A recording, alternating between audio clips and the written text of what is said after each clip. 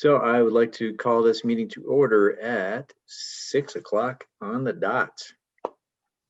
First on the docket, new business. We are going to review the Leland and Gray engineer report with engineer Jaden. So Correct? Jaden is not here yet, but he will be here very soon. He's coming with Medina. Medina just texted me.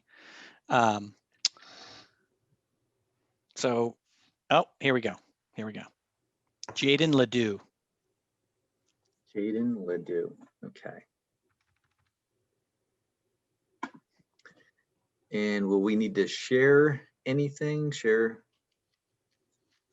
reports? The report has been out. This is, I think, the second or third time that it's been sent to the whole board, but I made sure that we sent it right before this. I could call it up if you would like me to. And there's Jaden right now. Hi, Jaden. I'll pass it off to you, Al. You take care of business. Okay, Jaden, I was just going to say, quick question. So as you go through, would it make more sense to have the report shared up for people to see, or we just want to talk through it? If you were talking to me, my audio just kicked in. I apologize. Oh. It wasn't working, so I only caught the last couple words of that. I'm sorry. Yeah, so just wondering if you wanted us to have the report shared out for everybody to view as you go through it, or do you just want to talk through points? Well, I mean, I can certainly just talk through it, and if everyone has a copy of it handy, I might point out specific portions of it or sentences or areas just to focus attention on. Even probably the photos would be probably what's most helpful. Okay, sounds good. Take it away, Jaden. All right, so I'm not sure. I'm hopeful everyone in the audience here has had an opportunity to at least look at the report and have an idea of what the objectives of the analysis were. But just to, I guess, take a step back and give everyone a little bit of a history. Fuss & O'Neill was brought in just about a year ago now at this point to start to take a look at the Leland and Gray Middle High School, and in particular, take a look at some structural concerns that had been ongoing for a while. So we did an initial evaluation back, I want to say in January of this year, and then followed up with a more targeted evaluation, which the result is the report you guys have in front of you, which I believe took place in the May-June timeframe. So generally there were, after our initial evaluation, there were three kind of issues, so to speak, that were brought up during the initial evaluation that we looked at more in depth with this follow-up evaluation. The most concerning and probably the biggest issue was the actual building columns for the original structure itself. So as I'm sure most of you know, the original building was constructed around 1968, I want to say. And it's really the octagonal portion of the building is the original school. So obviously there's some history there and some interesting aspects of the site, given its topography and other things that make this building pretty unique. There are some areas obviously where one story of the building's exposed, and others where up to 3 floors of the building are exposed to finished grade. But really what precipitated this, detailed look at the columns was what was evident, I think, to anyone walking around the school and seeing it, was that there was this corrosion, this rust coming through areas where the shell of the column seemed to be popping out, whether it be through targeted holes or through vertical cracks. There was just clearly an issue going on. So when we did our initial evaluation, we didn't have access to the original drawings for the building. So we were just kind of going off of what we saw and what our thoughts were. And then as we did this follow-up evaluation, we were able to get our hands on some of the original documentation. So the building columns themselves are a proprietary product by a manufacturer called Fire Troll. And they make really fireproofing columns, all-inclusive systems for buildings. So that's what we have here. And what we observed was that clearly there must have been some kind of moisture infiltration or water infiltration into these columns over their history to create this corrosion that we saw. It almost looked like rust and water staining. And it's my understanding, through discussions with the maintenance staff, that this was a recurring problem, or has been for a while now, probably since circa 2011, 2012 timeframe. So, as part of our evaluation, we decided to take it upon ourselves to contact the column manufacturer themselves, Fire Troll, and say, hey, look, this is a problem that we ran into. We sent them photos and said, have you seen anything like this before? And lo and behold, apparently someone, a consultant for Leland and Gray previously, back in 2011, 2012, actually contacted Fire Troll to say, hey, this is happening here. So, there was some initial correspondence that we were able to get our hands on from that. And then also through our conversations with Fire Troll, there were 3 other schools, or I should say structures, 2 of the 3, I think, were schools that had similar issues happen around that same time frame.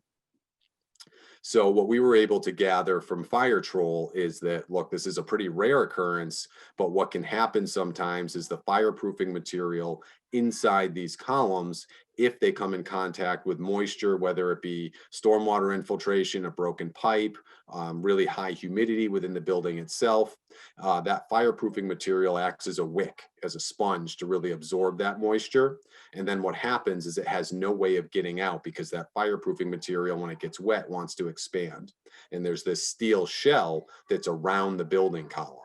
So the actual physical structural column is a W shape or an I-beam that's embedded in the middle of that. And then you have your fireproofing material around that I-beam. And then what you see from the school when you walk around is the steel shell that encases the whole thing.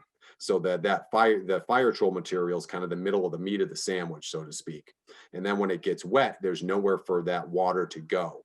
So what you see when you walk around, where those cracks are, where the bulges are, where the rust is coming through, that's the fireproofing material under a great deal of pressure, trying to figure out how do we get rid of this moisture out of the column, and that's really the result of it.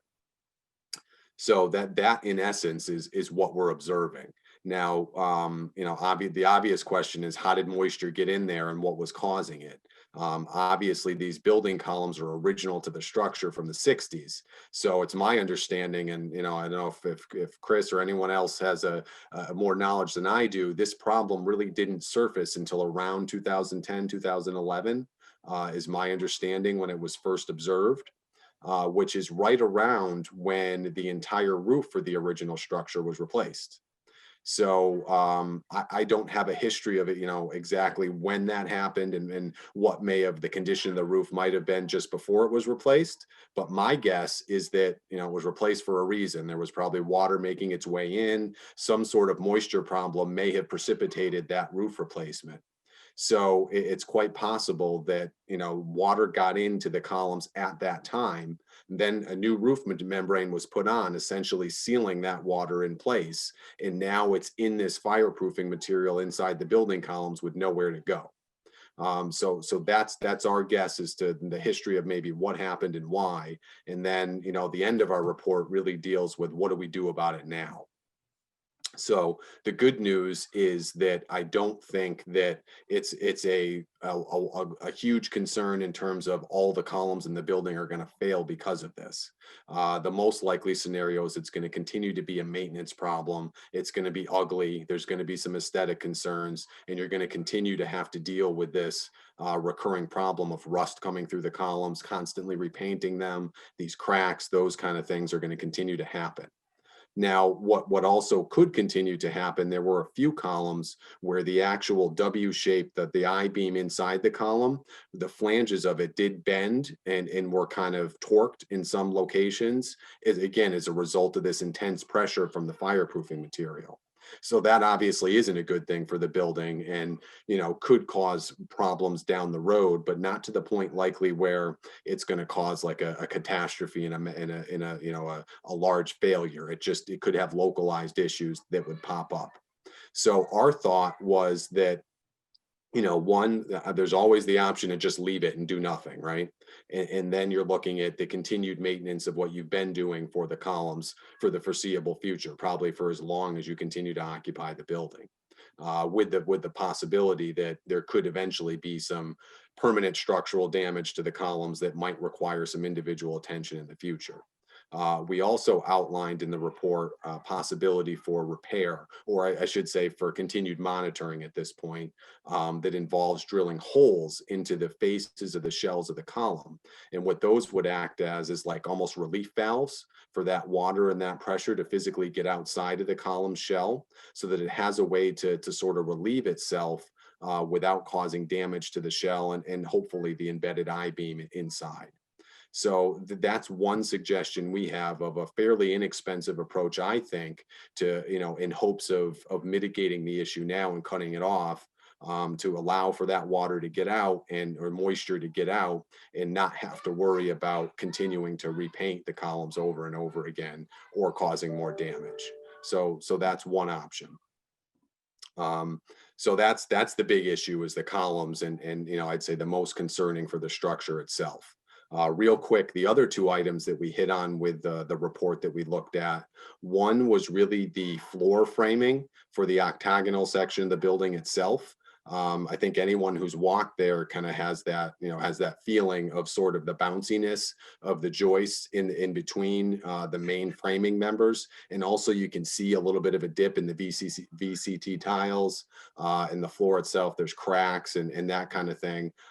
So we wanted to, one, look at those members to see, are they actually overstressed? Is there a problem there? Or, is there something else that's going on that might be a concern? So through our analysis, we looked at those joists themselves and discovered that they are not, they are not necessarily overstressed to the point where there's worry about failure or anything like that. However, they were probably under-designed for deflection purposes. So that's the actual movement of the joist itself under full live load. So according to modern building code standards and what a school would be designed for now, under those loads, those joists do deflect a little more than what you would like to see, and certainly more than the structural steel and the walls that those joists span between.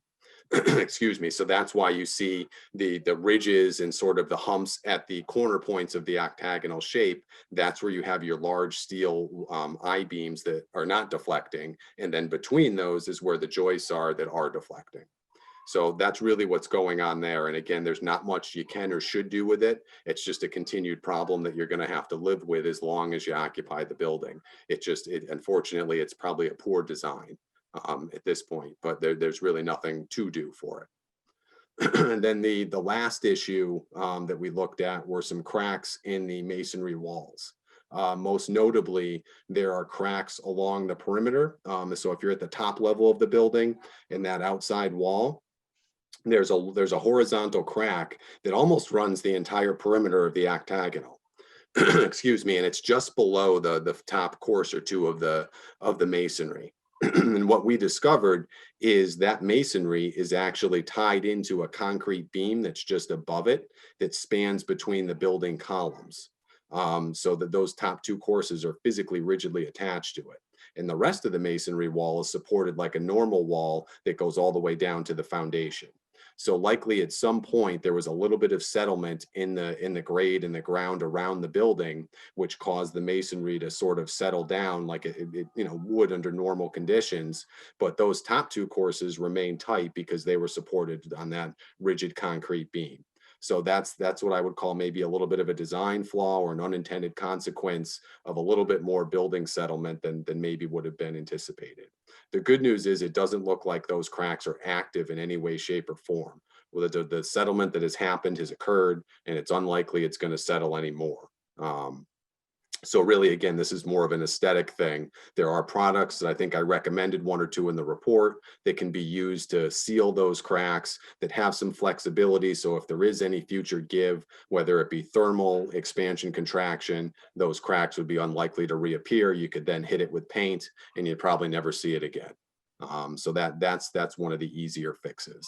But those were the three really targeted issues that you know, this follow-up investigation was centered on. And again, the columns really are, you know, still, I think, the big item and something to consider to take action on, depending on what the goal ultimately is of the school itself. And I think it comes down to the intended future use of the school and how long, you know, the thought is to continue to occupy it versus maybe doing something else. And certainly I think that's where, you know, I'd be happy to open this up to questions, and maybe we could, you know, speak a little bit more on that topic if that's of interest, or if anyone has any technical questions, certainly I can answer those as well. Jaden, thank you very much. That was an incredible recap. And yeah, it's a great report. I read it again over the weekend. Extremely thorough. Usually I feel bad if that was a pleasure read for you. Usually my reports tend to put my clients to sleep, and it's something they look at before bed. So, but I appreciate it. No, I definitely an interesting investigation. So absolutely. Some of the things we found were pretty unique. So I was actually, it's nice to learn, you know, some of these new systems and you know, kind of get involved in something like this. It was good on our end for sure. Yeah, I would say the thing that put a smile on my face in rereading it again was that it a fairly minimal cost. I believe for the columns you said it $25K for the recommendation, and then another 7,000 for the cracks in the masonry walls. With, right, you mentioned for floor framing, there's, you know, there's really kind of live with it, nothing we can do for that. So for right. 30,000 we can get pretty far. And I'm sure, well, obviously we'll open this up to a lot of questions, but I guess my question would be, with those, taking those into consideration and doing those things, what do we feel that the lifespan would be? How much more room are we giving ourselves? So I think the biggest wild card to that answer is going to be how effective is the drilling of the columns. You know, are we going to get the you know, what I'm hoping the intended result is that actually going to happen? So if that's the case, and it looks like we're able to relieve that pressure and the moisture, then I think you're looking at you know, to be able to stay in this building for the foreseeable future with normal maintenance and that kind of thing. Probably, I don't know, 15, 20 years, something like that would be, I think, a reasonable life expectancy out of using this. Certainly, depending on how much more money you want to put on it to other things that happen, you could certainly tweak that out even a little bit more. But, you know, given the overall, looking at the big picture, looking at where this school was built, the conditions around the site, I mean, I personally would be hard pressed to think that you would want to dump a ton of money into the school as it is right now to maybe try to keep it here for another 50 or 60 years and do something like that. I think you're going to be fighting this site. You're going to be fighting certain conditions that are just natural to this area for a while. It could be you know, it might not, again, not my money to spend, but it might not be the best spot for this. If there's land and an opportunity to sort of have a capital plan to look at maybe replacing this school 10, 15 years down the road, I think that's probably the ideal solution here, is to think about that, put some money into the Band-Aids that we're talking about now to get this along to that point. And then you're probably talking about a, you know, a new school build, you know, and like I said, in a decade, 15 years, something like that. Wow. Okay, that changes everything in my mind. We've been talking basically the death knell of this school.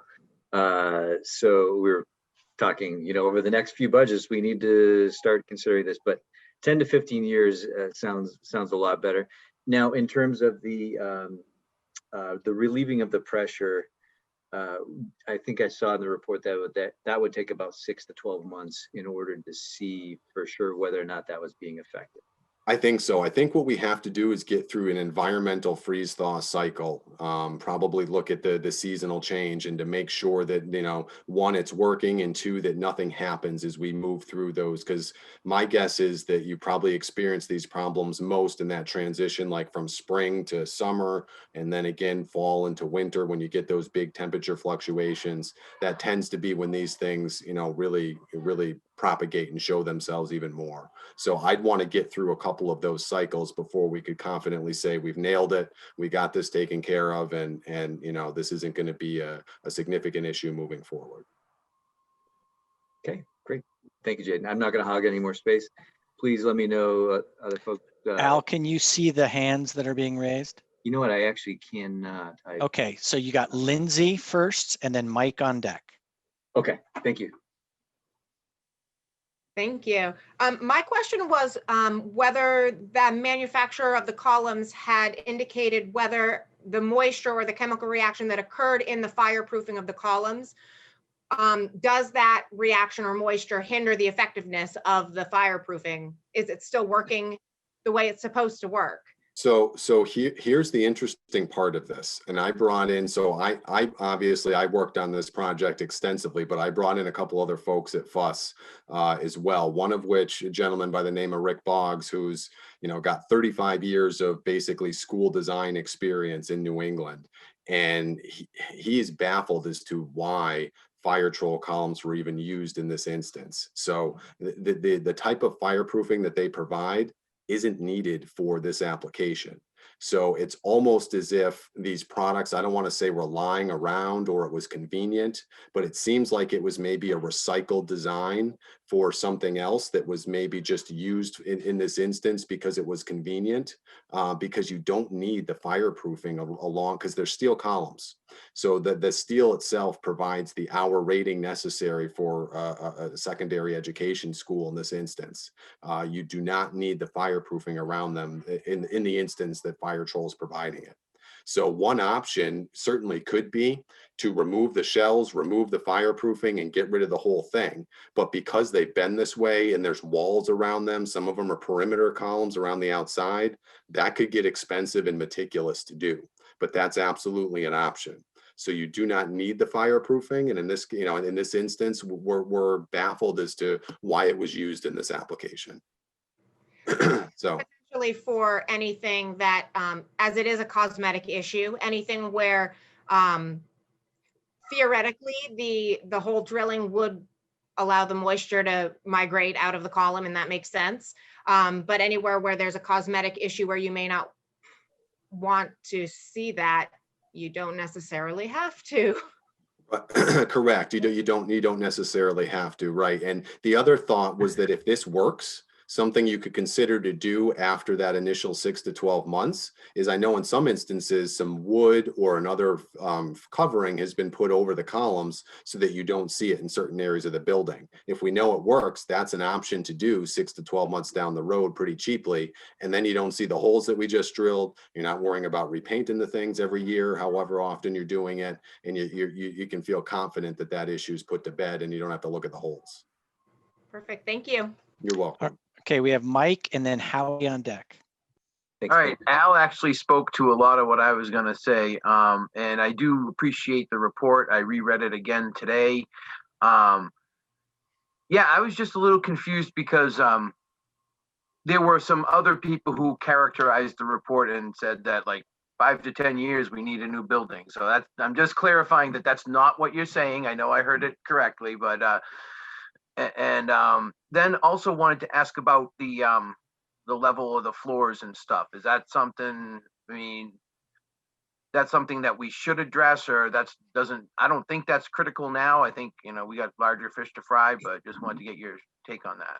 Right. So I mean, if you did absolutely nothing and you just let the columns be how they are now, 5 to 10 years might be more accurate than 10 to 15. But if we take some sort of approach, I think to at least convince ourselves that we're not going to make the columns any worse, I don't see any reason why 15 years isn't realistic. Again, maintenance costs, that kind of thing will be there for the next 15 years, but certainly to continue to occupy the structure, there's no immediate danger, assuming, you know, there's not this huge influx in the number of students or that kind of thing. As long as that stays consistent and the use is consistent, I think 10 to 15 years is accurate. And didn't you actually say 15 to 20 years a few minutes ago?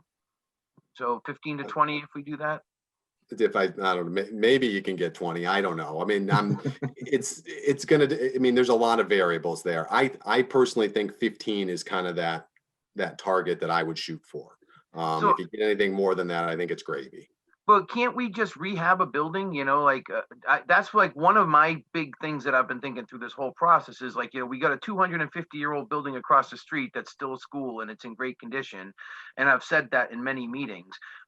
Obviously, different construction, different materials, different issues. I totally understand that. But my understanding in general is you get a building like this that, you know, if it needs work every 50, 60 years, you put the work in and its life continues on. Is that not accurate? Well, I don't want to say it's inaccurate. It's definitely a possibility, and it's going to come to a decision with the capital investment that you want to make to do that rehab and attempt to get another 50 or 60 years out of it versus building something brand new. So for the schools that we work on, when decisions are made like that, generally what governs are things like energy costs and change in school technology and that kind of thing. Usually the layout, the way the schools are built isn't conducive to the way education and classrooms are moving and the way things want to get done. So there tends to be an intrinsic cost to that the rehab just doesn't make sense, where it makes sense to go ahead and do the new build. Again, not my decision to make, but that's usually what kind of, I'd say, pushes the envelope over into the, okay, we're going to design and do a new build. Especially when it comes to those energy costs, because we're finding a lot of our newer schools are being developed with solar technology and super energy efficient units that the existing building infrastructure, even with renovation, is going to be difficult to support or maximize the benefit out of.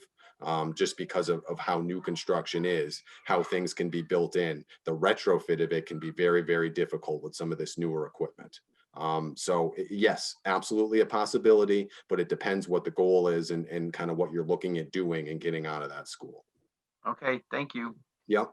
But as far as your second question was about the floor framing, and I just want to reiterate that the deflection in those joists that you see, like I said, it's not. And so there's two things when you're designing or looking at those joists. You look at their stress or the strength, which is the thing going to physically break when we walk on it or when we put load on it, and then also serviceability, which is how much does it move or deflect while we're using it.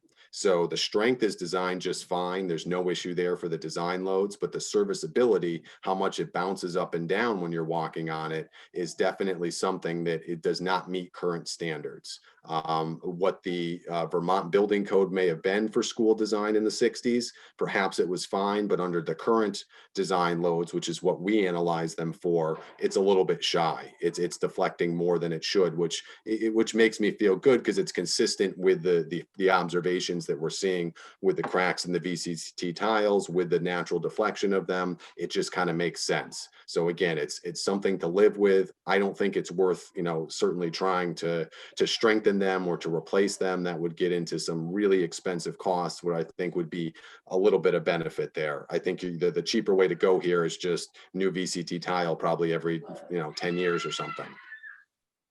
Okay. All right. Thank you. I'm done. Thanks. All right, we have Howie up next with Ken McFadden on deck. And then Keegan.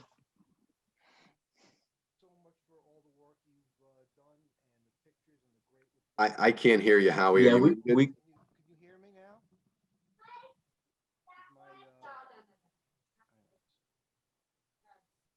very low volume, Howie.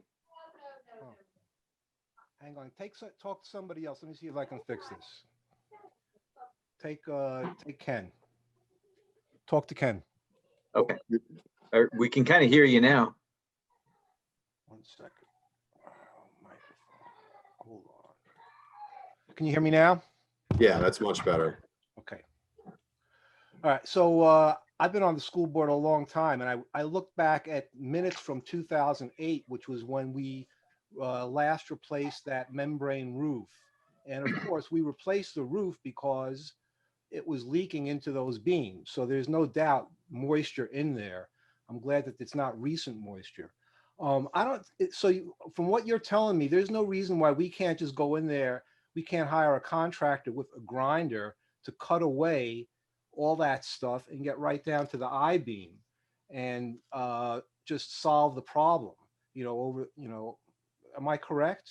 It theoretically, absolutely. You could You could just- absolutely, there's no need for the shell. There's no need for the fireproofing. You could go right down to the structural steel column. My Okay. fear is that the surrounding elements that are around it are just going to make that a bit of a tedious and difficult process to Well, you do. don't have to do it everywhere. You do it where it's accessible. I mean, we don't have to tear walls out to get inside of there. But if we were to take that sheathing off where it's easily accessible, which is in a lot of spots, we certainly would be able to, monitor the integrity of the I-beam underneath a lot easier, and not have to, the issue of,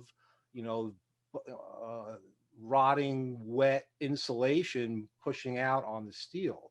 I mean, it seems like it would be worth, putting out a request, worth getting bids on having some local guy come in with a grinder and cut that stuff away. It's not rocket science, as long as it's not impacting the structural integrity of the building.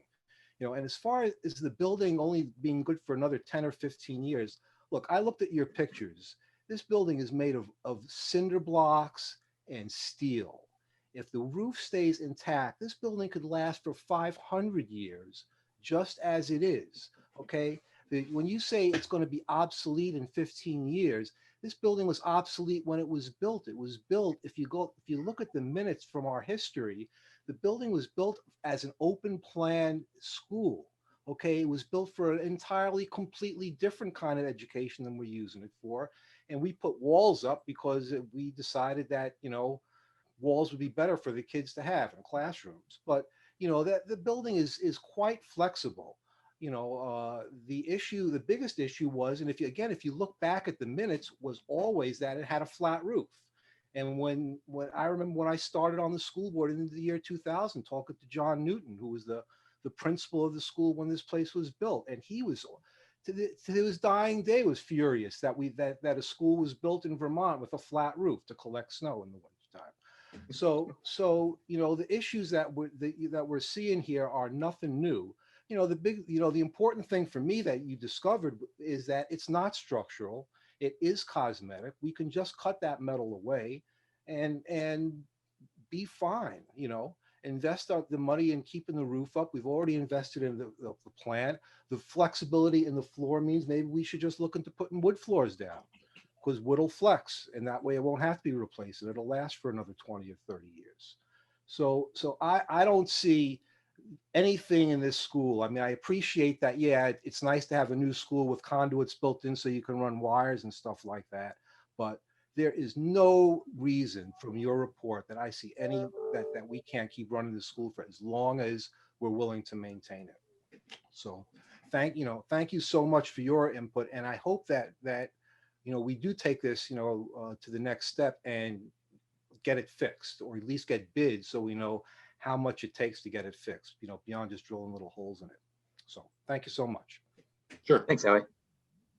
All right, so we've got Ken and then Keegan, and I know we have Jaden. I know we have you for an hour, so just like to, if everybody could kind of keep it to questions for Jaden, that would be great, and then we can kind of work through the solutions after. Okay. Go ahead, Ken. Okay. So pretty simple. All right. First off, you're talking about you can drill into the columns to relieve the moisture. But That's our thought, yes. Right, okay. The question is, what if the humidity in the room doesn't offset it? That's one, which obviously then it's not going to work. That's something minor, but after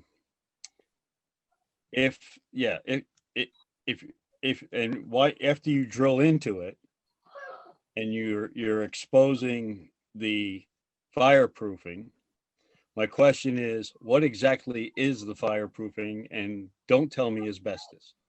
No, it's not asbestos. We don't want holes. Okay, we don't want holes there. That's what my main concern was. Okay, we got a fireproofing there. I'm hoping they're not thinking it's asbestos. Okay, Because that will expand with water also. Yeah, Uh, no, it should not be a hazardous material. Based on our understanding and conversations with fire troll, that's not the case. And in some cases, the material itself actually has a little bit of concrete or porous concrete in it as well. So it's not just the fireproofing material. There's a little element of concrete fill in there as well. So I think drilling those holes, you're not going to see anything want to come out of them, or, you know, there's not the opportunity there for any sort of freeborn material to enter the school. If, you know, that would be what you're concerned with, you know, Yeah. breathing or that kind of thing, that should not be the case. Yeah, But- breathing's a big thing this year. Absolutely. We're focusing on that this year. You got it. And- The Okay, humidity. so do we know what that material is? Well, we know what it should be, based on, again, our conversations from Fire Troll. We know what it was spec'd out to be, yes. I don't know all the material properties off the top of my head, but it's definitely something that, you know, we could look at so that you guys are comfortable with what it is that will be exposed. And again, it's my understanding from Fire Troll that it's not hazardous. It's not anything that's an environmental concern. It's just strictly a fireproofing material that has a cementitious base to it, because like I said, there is an element of concrete in it as well. Well, you know, they said the same thing about asbestos years ago too, that it's great stuff. You can put it in shingles, fire, you know, it's great stuff. But anyways, okay, so if we do this drilling and, you know, everything's fine, and we find out that it's not working, okay, then what would the life expectancy of the building be there? Well, I think that's where it's going to be dependent on how much of that not working means that the building columns themselves, the actual I-beams, are being affected by this continued expansion and you know, the moisture infiltration into the columns. So if we find that multiple columns are having their flanges bent or torqued or that kind of thing, then you're looking at a reduced load capacity potentially for those, and then that's going to shorten the useful life. Putting a number on it's a very difficult thing to do, but all I can say is it's certainly going to be less than if we know that it does work and we're confident that that's out. You know, then you're probably looking at, if you want to remain in the building and we find that certain columns are being torqued or twisted and the flanges are out of plumb and now the load capacity isn't there, then you're looking at targeted member strengthening or targeted member replacement. And obviously those maintenance costs are significantly more than just repainting it or just drilling the holes and letting it be. So you could still get 15, 20, whatever years out of it if you're willing to take those steps and replace those members as we find that they're deficient. But the goal obviously would be for that not to happen. Okay. All right. All right. Thank you. Those Sure. are my questions. Thank you. Appreciate it. So at this time next year or early in 2022, we would have that answer if we take action quickly on this. Sounds like. I think so. I think we'll have a good idea, assuming, you know, you went the route of drilling the holes in the columns. We'd have a really good idea of how well it is or is not working, and you know, where that useful life what that useful life looks like, where it's trending towards. Well, that would be perfect timing because this is our budget season, so it'd be good There to you know. go. All right, so I don't want to hog any time. Moving on to Keegan and then Dana. Thanks. Thank you so much for sharing your report with us and for Oh, you're going over welcome. it one more time. I'm confident few of us on here today are engineers, so I do appreciate your expertise and your time. Thank you. You've answered all the questions I had about the columns and that form of the structure. My question is related to the settlement patterns that you're seeing. As like the cracks are formed or formed a while ago. Are you anticipating, knowing what the land foundation is like where the building is erected, do you anticipate, or should we anticipate any future settlement happening, or is the building pretty much where it's going to sit for a while? So, I mean, that's always tough to say with a great deal of certainty, but usually, given the age of this building, the settlement that was going to happen should have happened by now. Now, that said, I do know that from what I could glean from the original construction and some information about the original soils, it does seem like it is a little bit of the silty or sandy type material. So, and it's also my understanding there were some additions that were put on in the time frame of 96, 98, something like that. And that having that kind of heavy construction right around a school with those types of soil materials can actually create that additional settlement that may have happened when those additions were constructed. So it's possible that if, say, 5 years from now, you say, oh, it'd be great if we could build this new building to the school, this new addition right next door to it, that heavy construction activity could impact the original building that you have right now negatively. But if you're kind of leave it as is and sort of there aren't any of those, outside influences brought in to disturb the soil, it really shouldn't be settling at all anymore. Thank you. But the good news is it's also an easy thing to monitor. One of the things I think I mentioned in the initial report is that we could install crack gauges or crack monitors on select areas of where those cracks are in the masonry to see if they're growing or propagating at all. Now, based on my follow-up visit, I was pretty confident that that's not the case given the original construction with those concrete beams and that kind of thing. But it's a $15 instrument to install. That's not a big deal. So that could be selectively done for peace of mind to just make sure that settlement has occurred and that nothing else is happening. Or if you're interested in doing some sort of future activity in the site that you're concerned about, you could also install the monitors at that time and just keep an eye on it throughout the duration of that to see if it's impacting, the settlement and the masonry walls in any way, shape, or form. Thank you. Sure. Thanks. Dana.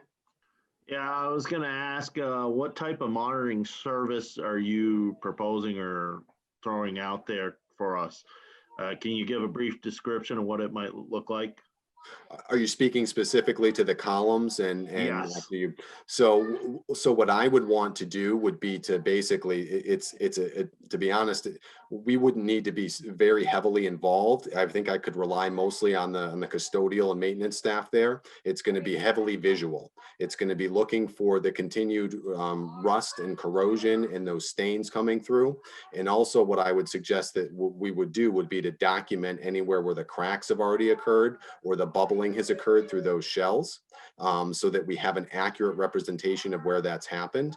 And then we take snapshots every few months after that to see, has it progressed? Has it moved? Are we seeing new stains after we've painted? And that would tell us, I think that visual would give us an understanding of how effective our method has been.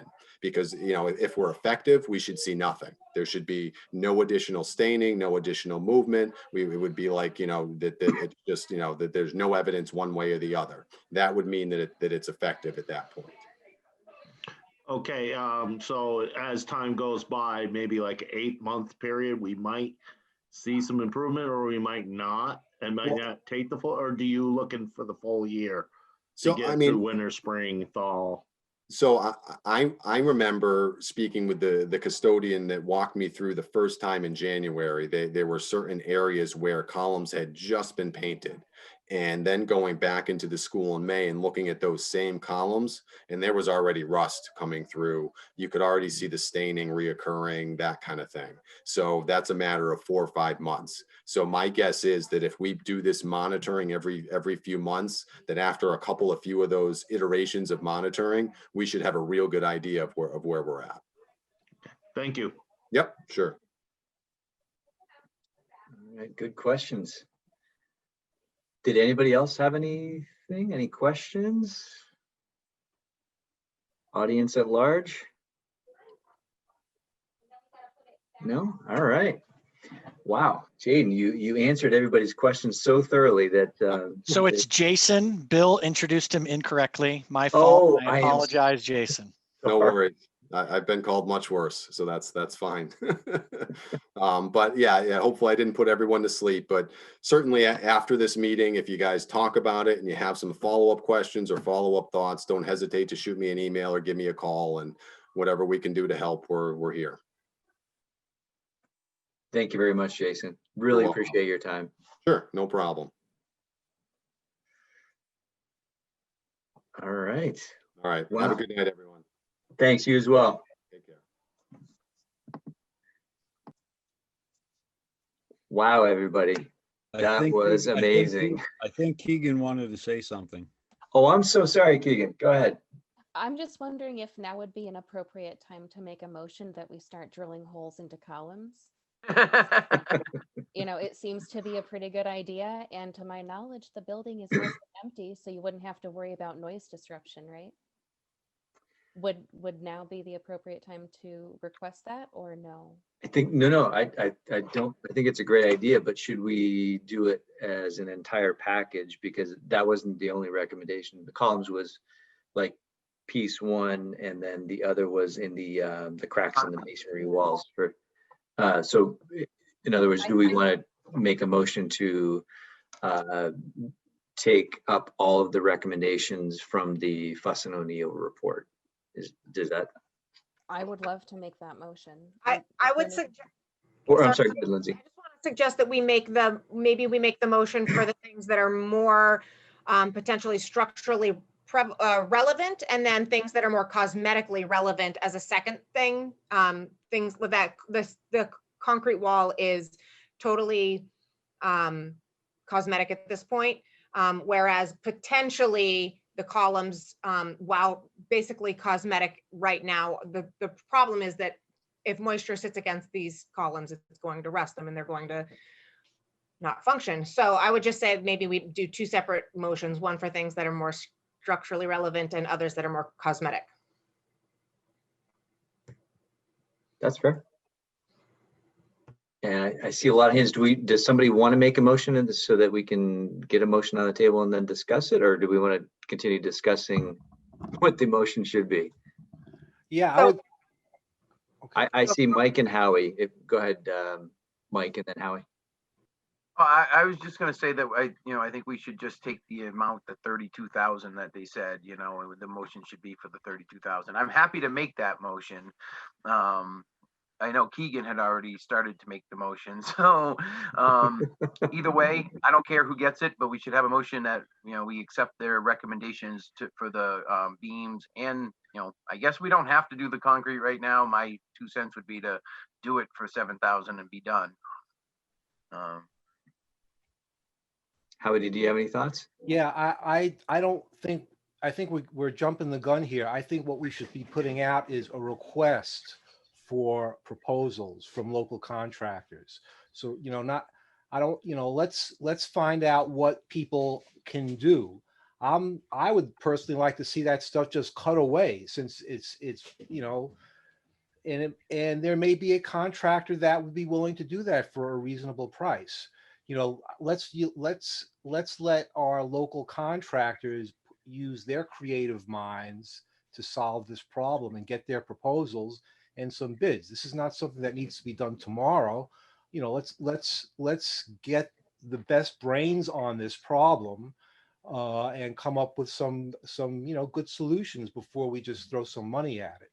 But yeah, I think I'm 100% in favor of dealing with it, because honestly, those columns have been a problem nagging at this school for since 20 years for me, that I've been seeing those columns rust away and wondering what was going on underneath there. So that would be my proposal would be, let's get a request for a proposal out to contractors. Okay, thanks, Howie. I'm certainly not an engineer, but I would certainly agree with everything the engineer in the report said. Go ahead, Bob. Well, I just want to add a couple things. I started working at Leland grade in '96, and I seem to remember the columns having rust dripping through even back then. I think the date of the roof change that's in the report is referenced because that's when the custodian that he worked with, where he believed it started, but that custodian didn't work there back in the 90s and early 2000s. So I think it actually started earlier. I don't know if the roof had anything to do with it. So that's point number one. But I think, with all respect to Howie, I think you guys have to follow an engineer's report. I don't think you can just rely on a DC in the community to come in and try and solve a problem. You have to put an RFP out for something. You can't put an RFP out to solve a problem you don't know what the problem is. I mean, part of doing the holes and doing that research for another year is to find out if the problem is bigger than what it might appear to be. I really think that minimally you have to allow for that work to be done. And whether it involves even a board motion, I don't know, but whether it involves an RFP, the cost of that work might be under 15. I have no idea, but I'm sure Chris Medina has a better sense of that based on the recommendations that they gave us. But I really think you have to do that piece of work first, and I would put off the stuff like Lindsay mentioned until you know whether or not the building is worth rehabbing or even restoring in any way, shape, or form. But you have to do that research on those columns first. And I don't think you can wait. I don't think you have all the time in the world, Howie. I think you have to start now if you want to have that data by next year's budget cycle.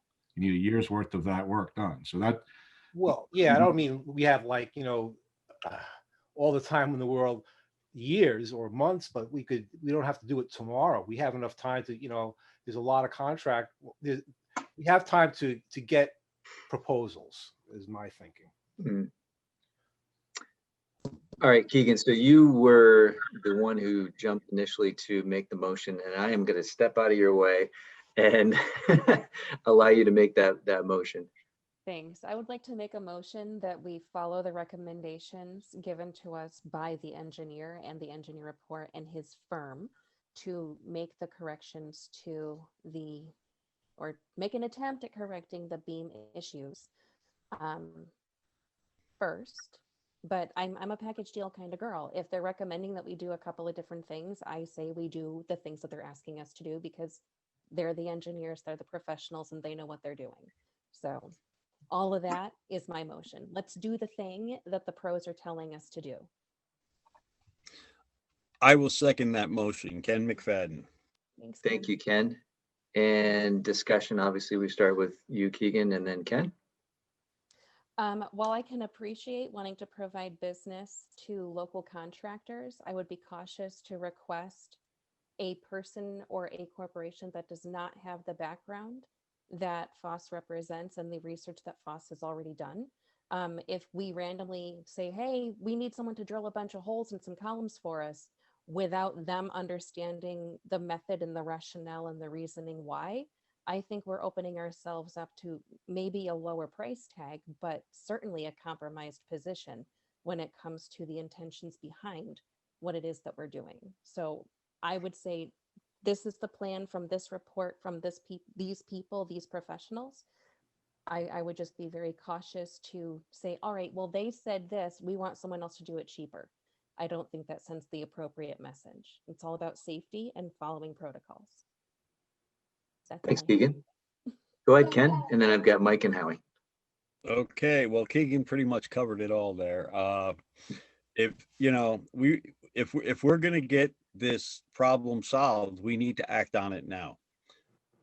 If we can alleviate the moisture in there, I mean, I don't know how much damage is already done. They don't even know how much damage is done.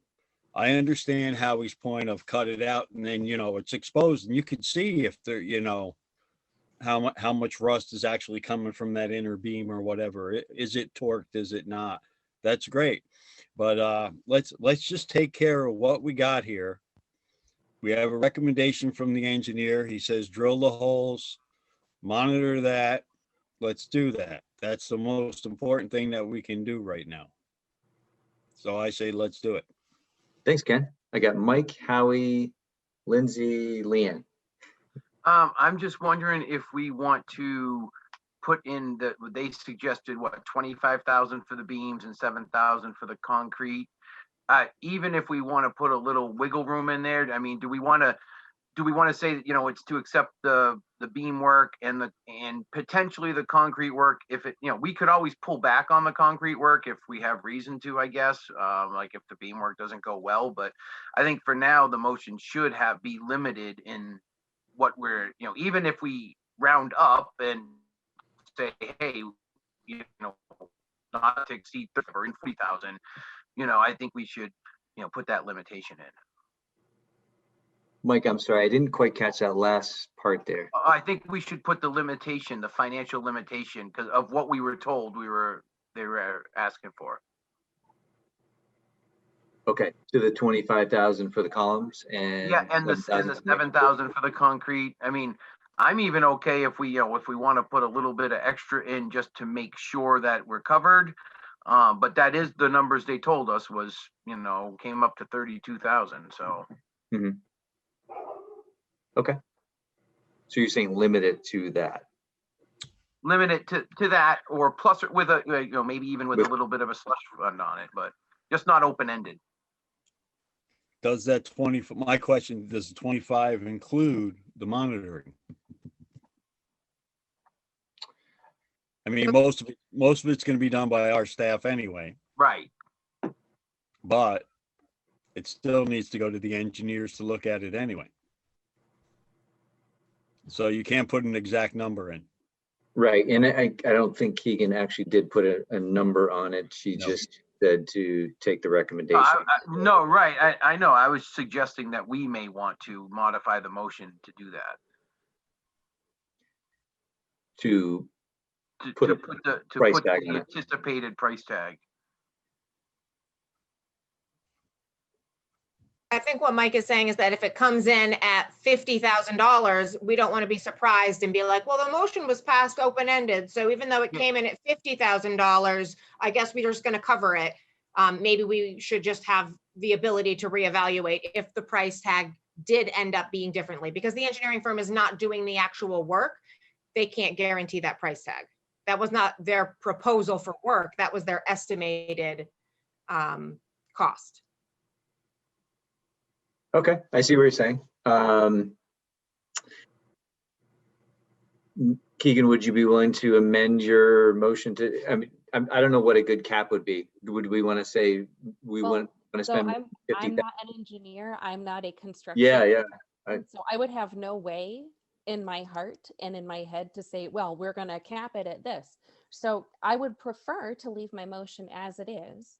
Okay. And if someone wants to make a secondary motion or like a second motion to say not to exceed $50,000, then I'm happy to have someone else do that. But I think the work just needs to be done. And then we can talk about what it costs when we know who's going to do it, what their proposed costs are based on the information that we have. Because we asked for a engineer's report. We didn't ask for an invoice. So I would rather keep it to that level, if you guys don't mind, because what do I know how much the work is going to be and monitoring costs? Like, I can tell you how much I spent on pencils for my classroom last year. It's a little outside of my wheelhouse. Great. Okay, I've got Joe and Lindsay and Howie.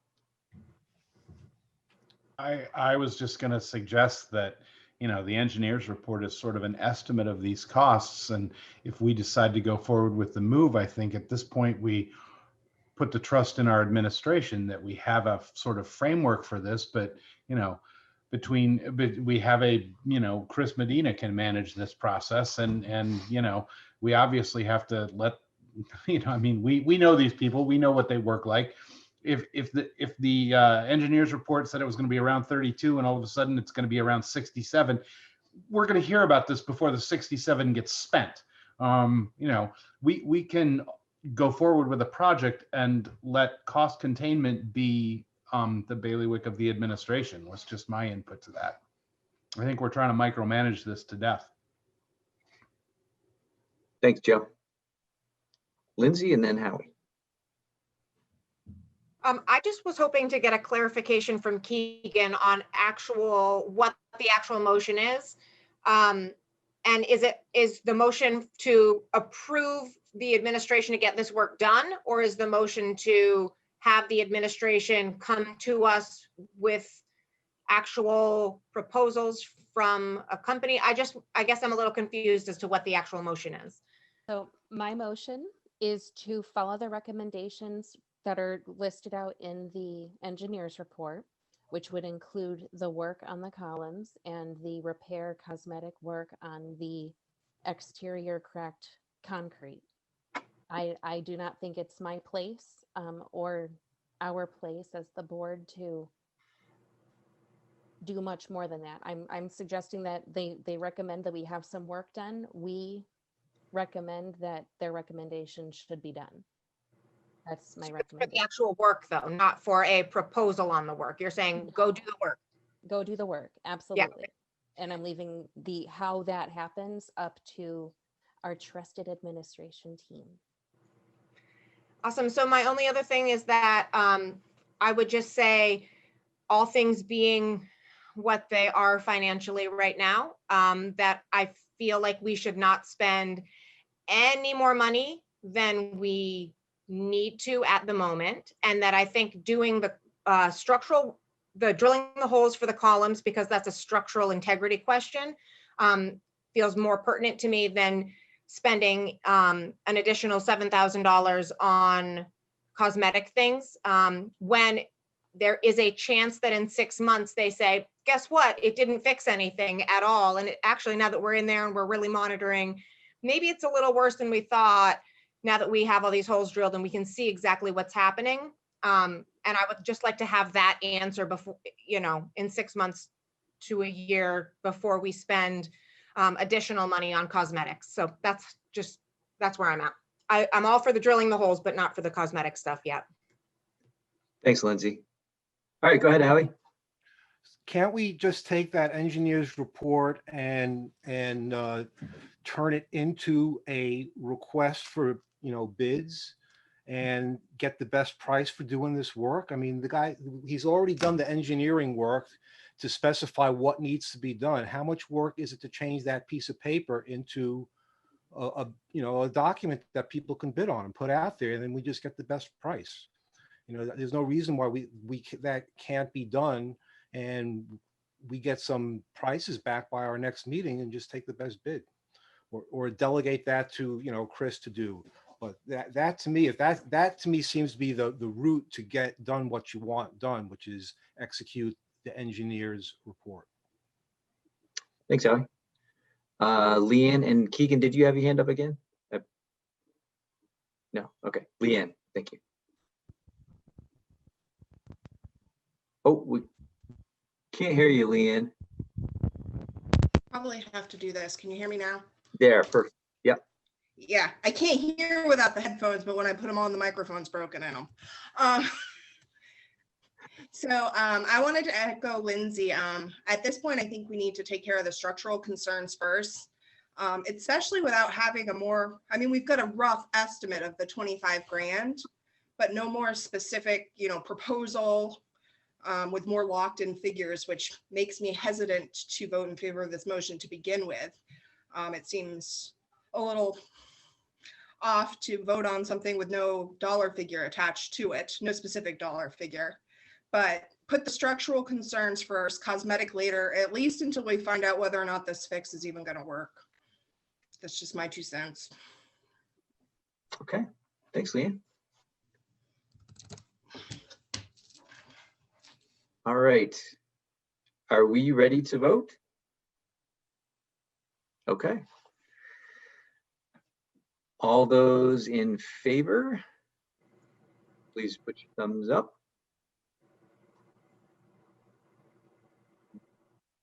1, 2, 3, 4, 5, 6, 7.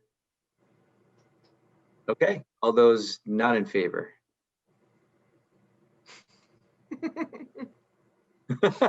Leanne's saying yes to a no. so Leanne and Lindsay are no. Okay, anybody abstain from that? I didn't catch it. Nope. All right, so did we have 7 in favor, 2 no? Motion carries. All right. Thanks, Bill, Chris. Are you all set with that? Where are they anyway? Did I lose Bill? I am all set with that. Thanks, Chris. Did we lose Bill? I think we lost Bill. We lost Bill. Okay. All right, well. Just got him back. There he is. Did you catch that, Bill? Chris is all over it if you didn't.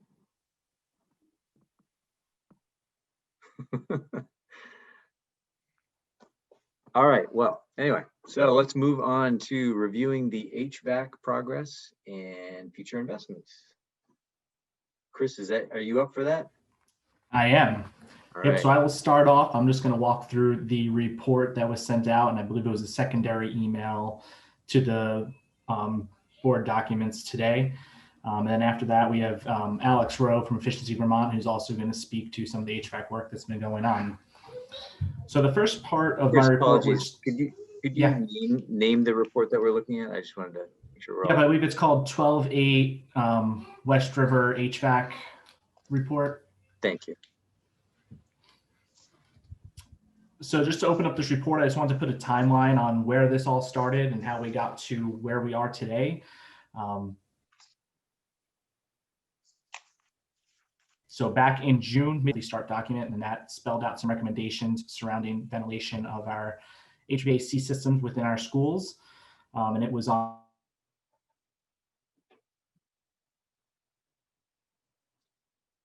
July 2nd that we, so, you know, that was the intake form that was sent July 6th.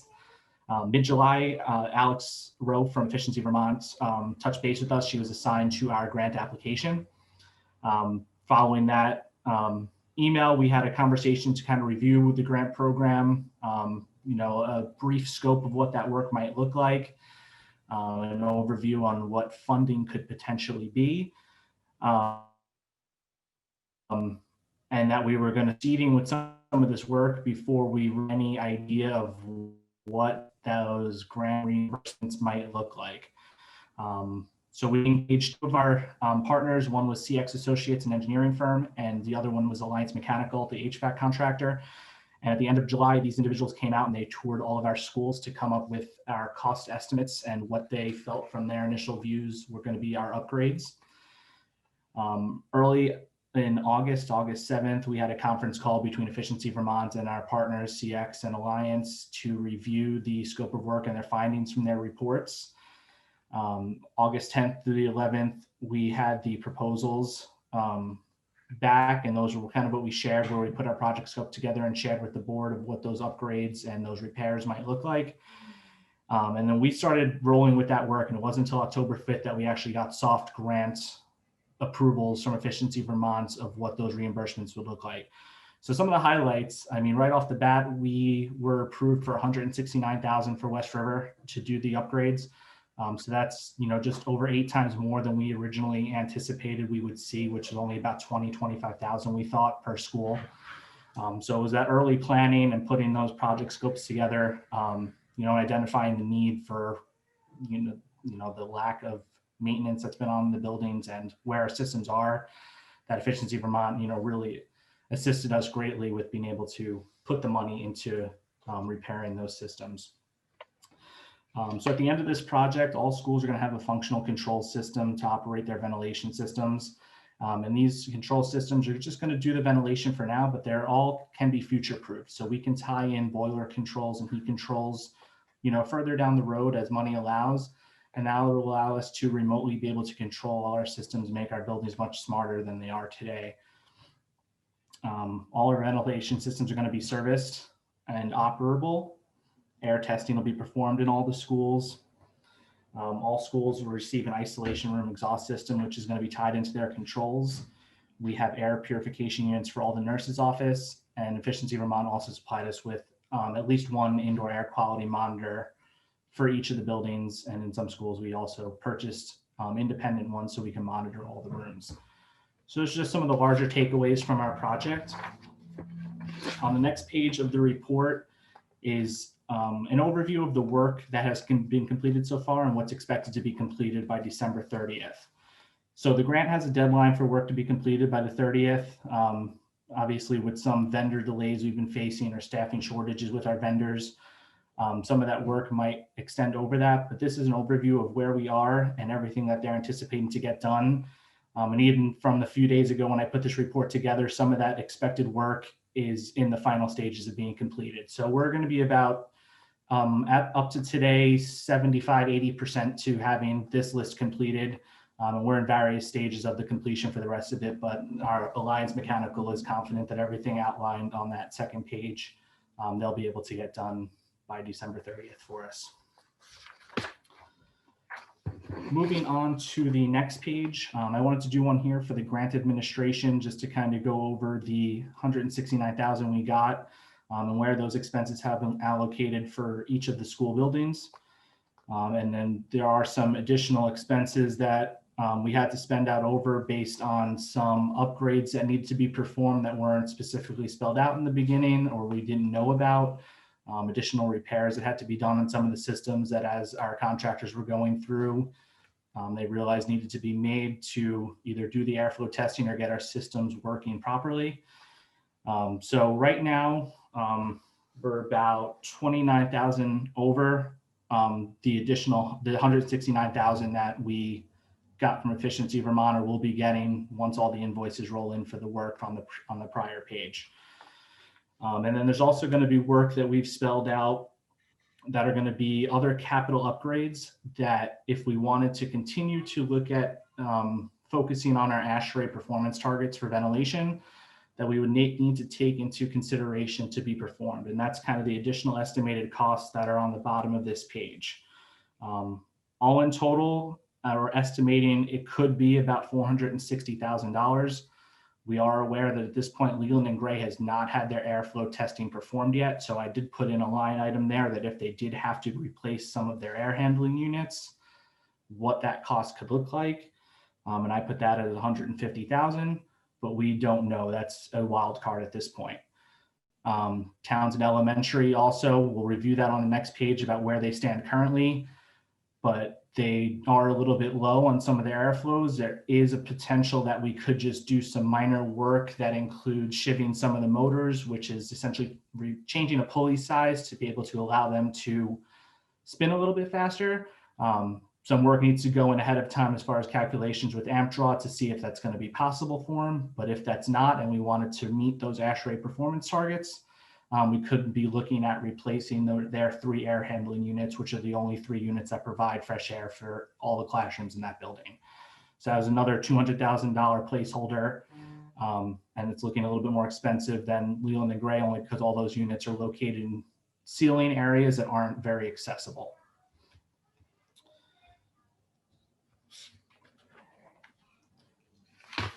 So I'll move on to the next page where we can review the results from Townshend Elementary. So I put this spreadsheet together. Our first column is very basic, just what our room use is.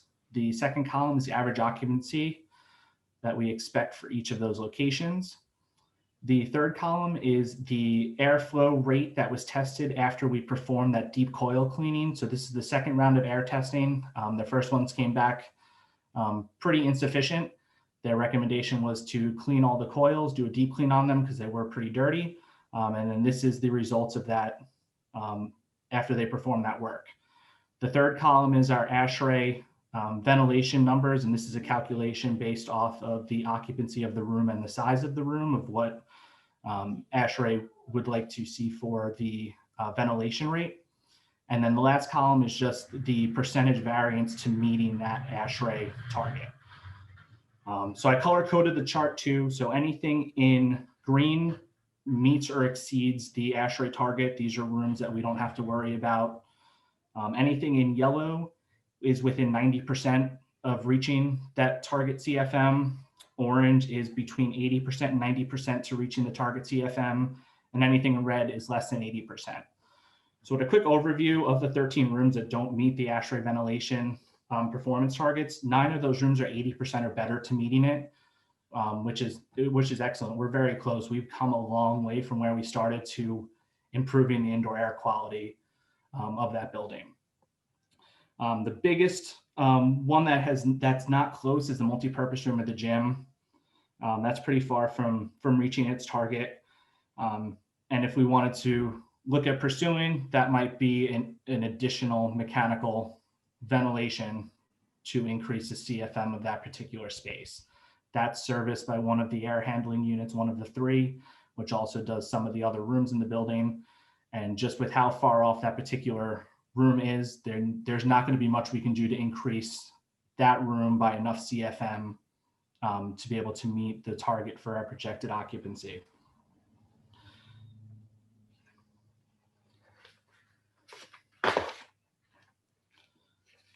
And then just as a brief, overview from the work we've done, I know that the AOE document, their recommendations were based on the ASHRAE standards, and I'll let Alex speak a little bit more to that after, but those standards do follow more of a new construction code. The ASHRAE 62.1 does take into consideration existing buildings and improving the indoor air quality as much as possible. And, just for example, Leland, Townsend, for example, we came leaps and bounds. Our buildings are much more efficient than they were. Our indoor air quality is much better than where we started.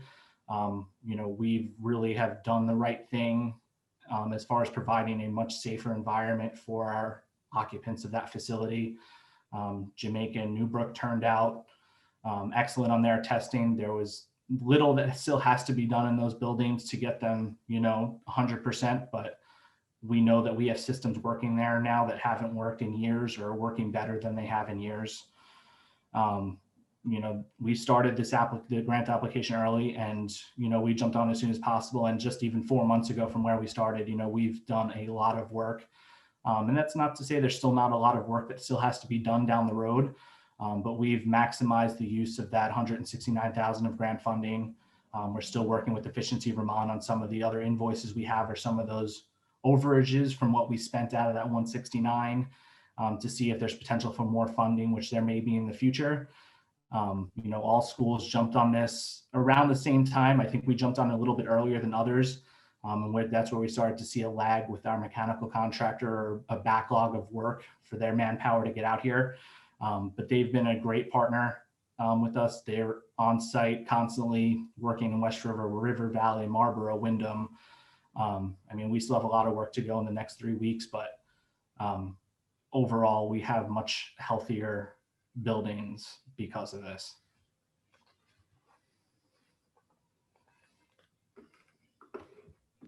Wow. Thank you, Chris. You can take a breath now.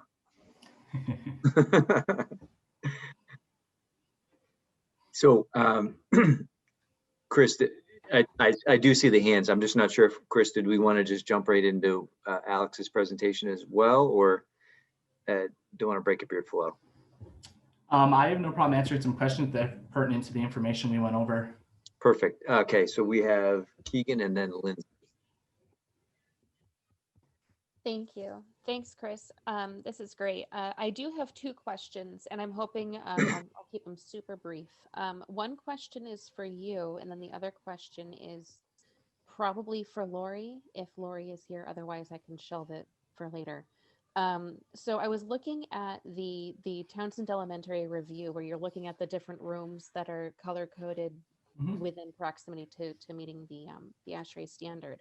So where you have like the different rooms listed out according to the average number of occupants, is that under normal non-COVID circumstances? Like this grade 1 classroom does hold 13 people, but this world that we're living in right now, there would actually only be 7 kids in that classroom? Or is this like there are 13 bodies in the room and that's just the way it is? Do I need to clarify my question a little bit more? No, I completely understand your question. Craig's also on the call here with us, so I will let Craig answer that one. Thank you. I thought I was gonna get out of that one there, Chris. Yeah, so that right now is just the occupancy that we have for current enrollment, including the adults and teachers who would be in the room. So next year, I'm just looking at the top column, that grade 1 average occupancy could be 17. So that's just kind of where we are now. So those are the standards just based on this year's enrollment. Okay. Thank you. I was just wondering, like, well, if you don't have 13 kids, by having like a lower body number within a classroom, does that lower the threshold that you would have to meet to get that passing number? Correct. Yes. Okay. And then my next question has to, and it's probably related, either you or Lori could answer it, with all of the additional estimated costs, where you've got the nice long list of lots of money that needs to be spent to bring everything up to the ASHRAE targets. Do we currently have, or does someone know, like, we always talk about, oh, we're going to bank this extra money that we didn't spend in last year's budget, we're going to put it over in the big pile of money somewhere. Would we be able to tap into any of those resources, or do we not have access to any funding that would cover the costs of these additions that would need to be done to meet those standards? We do have reserves, Keegan, and I'll let Lori speak to the exact amount. The exact unaudited amount. So you're starting fiscal year 21 with $572,000 in reserves, or will be in reserves. There's also a little bit of capital money that came in with the districts when you merged, of about 56,000.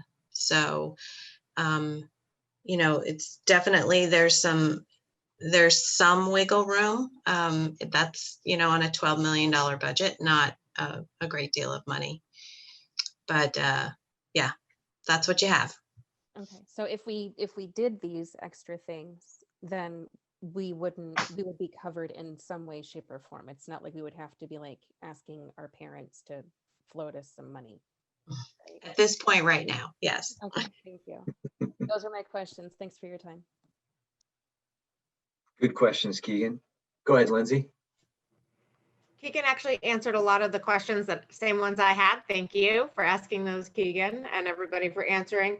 I also wanted to get some clarification from Chris on, you had mentioned the possibility of having to replace some of the AHUs, or maybe all of them at Townshend.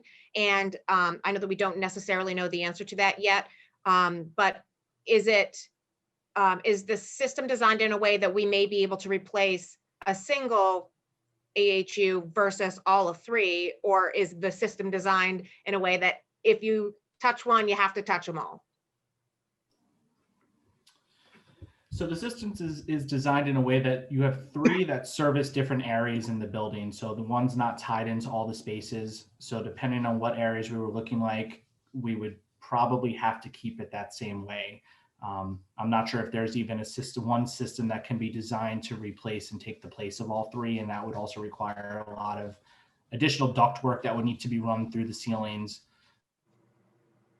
I think you would see a much larger cost. So I think we would be looking at replacing all 3 units if it came to that point.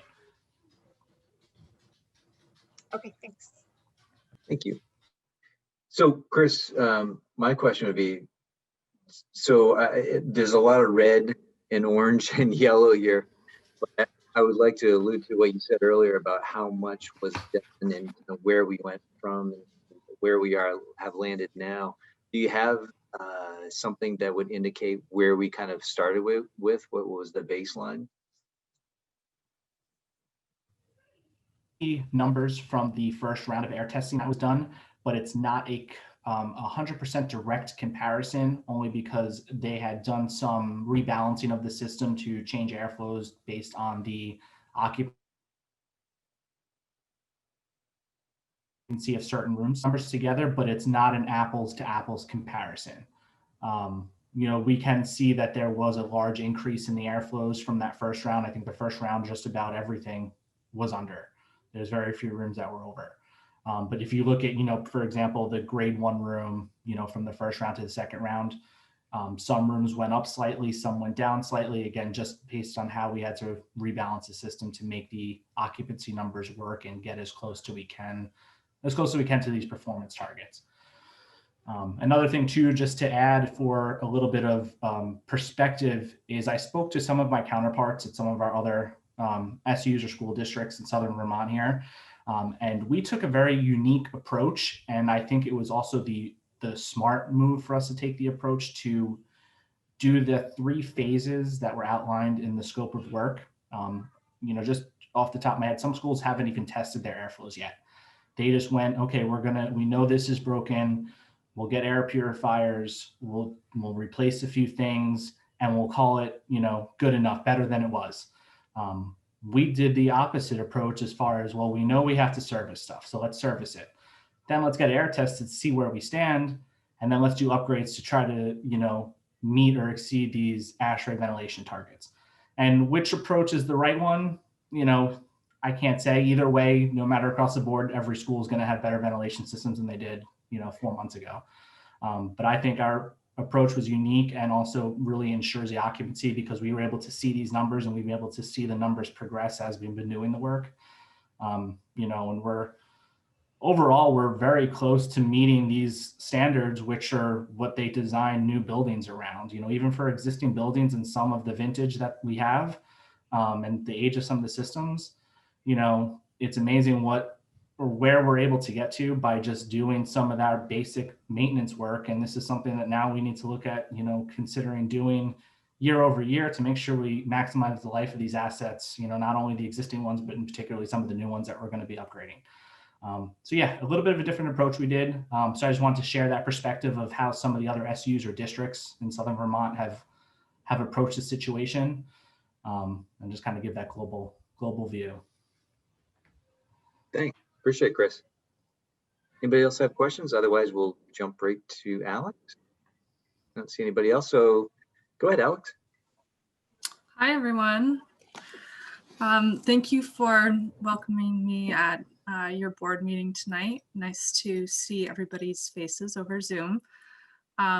So as Al and Chris said, my name is Alex Rowe, and I'm in the engineering department at Efficiency Vermont. I am one of 4 energy consultants that is working on the Indoor Air Quality Grant Program this year. And together as a team with our program team as well, we've worked with about 300 out of 400 public, private, and independent schools in the state of Vermont. And there is a variety of projects that have been completed. So just want to say that there's a lot of different things that have been done, and I have been extremely impressed with the work that Windham Central and West River Education District have completed so far, and their commitment to improving indoor air quality throughout the schools is it's really impressive. So just wanted to start with that. So the ASHRAE recommendations for reopening schools, which is what Efficiency Vermont kind of designed the program around when we were chosen to administer this from the state, start with saying, figure out where you are first. So the recommendation from ASHRAE is to engage an engineer, engage contractors, and see how your systems are operating. So understand what repair needs there are, understand how much airflow and fresh air you're getting, and understand the age of equipment to see what the remaining useful life looks like in those systems. And that's exactly what Windham Central and West River Education District did. So, so as far as we're concerned, using that approach is awesome, and we're really happy to be a part of that process with you guys.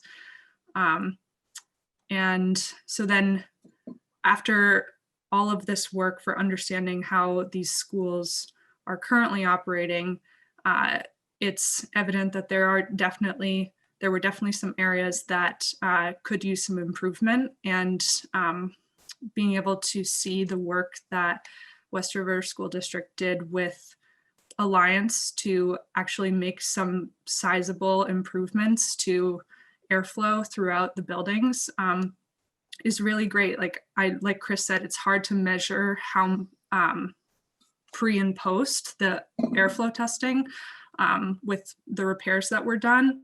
But I can say just from what I've witnessed that there were definite improvements. And where you are now with the 80-ish% to target on Townshend, I can say just qualitatively that other schools that have done airflow testing, they're not across the board meeting the ASHRAE guidelines and the ASHRAE standards. That is really good relative to what we're seeing across the state. There are some schools that did not have ventilation systems in their buildings at all to start when this program started.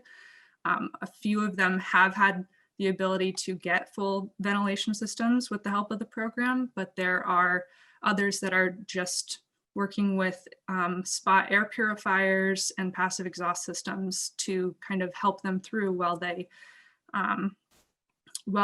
come up with a plan for getting a full ventilation system. So the fact that you have a sizable amount of airflow and ventilation to start with, and then more so once you've done all of these repairs is really great relative to the rest of the state. Then another thing to note is, this was just a 6-month time period where all of this work has taken place.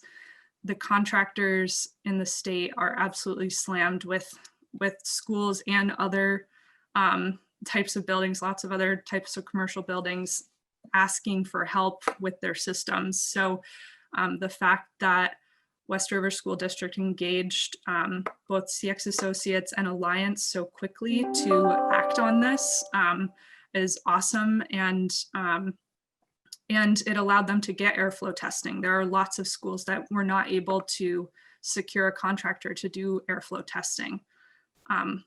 Or there honestly were a few places that didn't want to do airflow testing because they didn't want to know how bad it was. I'll just just say that one. No names, not saying any names, but but in that 6-month time period, it's just outstanding the progress that has been made, and while there is still definitely a ways to go, the information that you've gleaned from these efforts is going to be invaluable to your future planning and understanding what capital improvements are needed.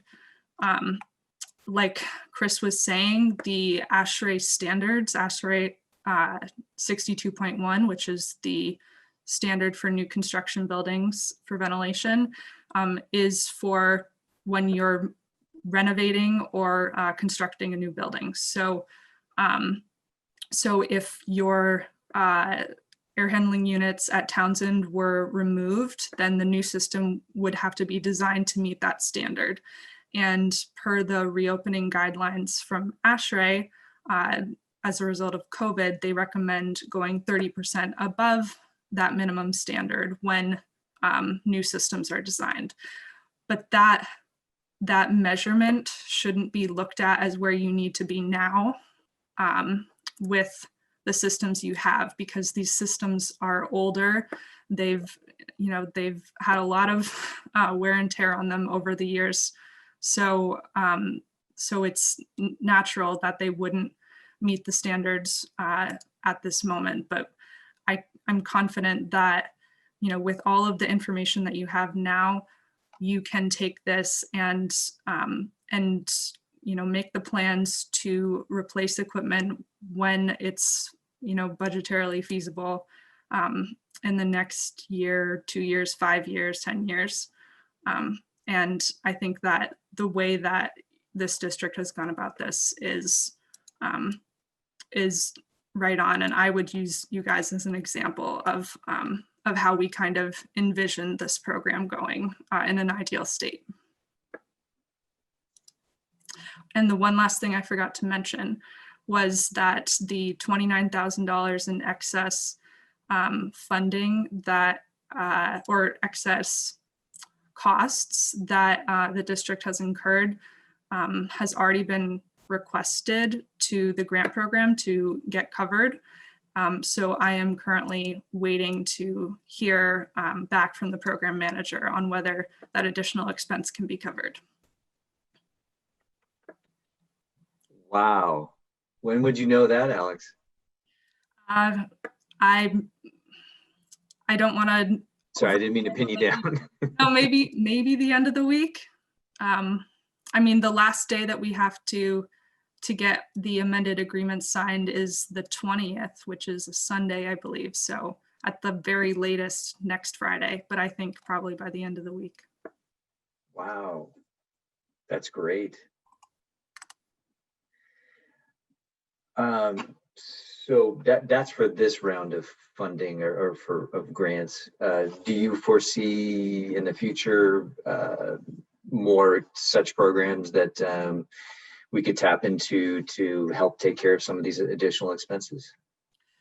So we have heard at the federal level, there's a lot of conversations happening about the importance of improving HVAC in a way that, you know, is going to take more than the stimulus funding that was available this year. So I'm aware of the HEROES Act 2.0, which I believe has it's in the House, I believe, right now, and it had $5 billion allocated to HVAC systems for schools nationally. So I don't know how much of that would get funneled down to Vermont, but there are a lot of conversations happening now in the political sphere about getting our infrastructure, school building infrastructure up to snuff. So I could see definitely having more grant opportunities next year, or probably next year, if not the year after. And I don't know what Efficiency Vermont's role would be in that, if anything, but we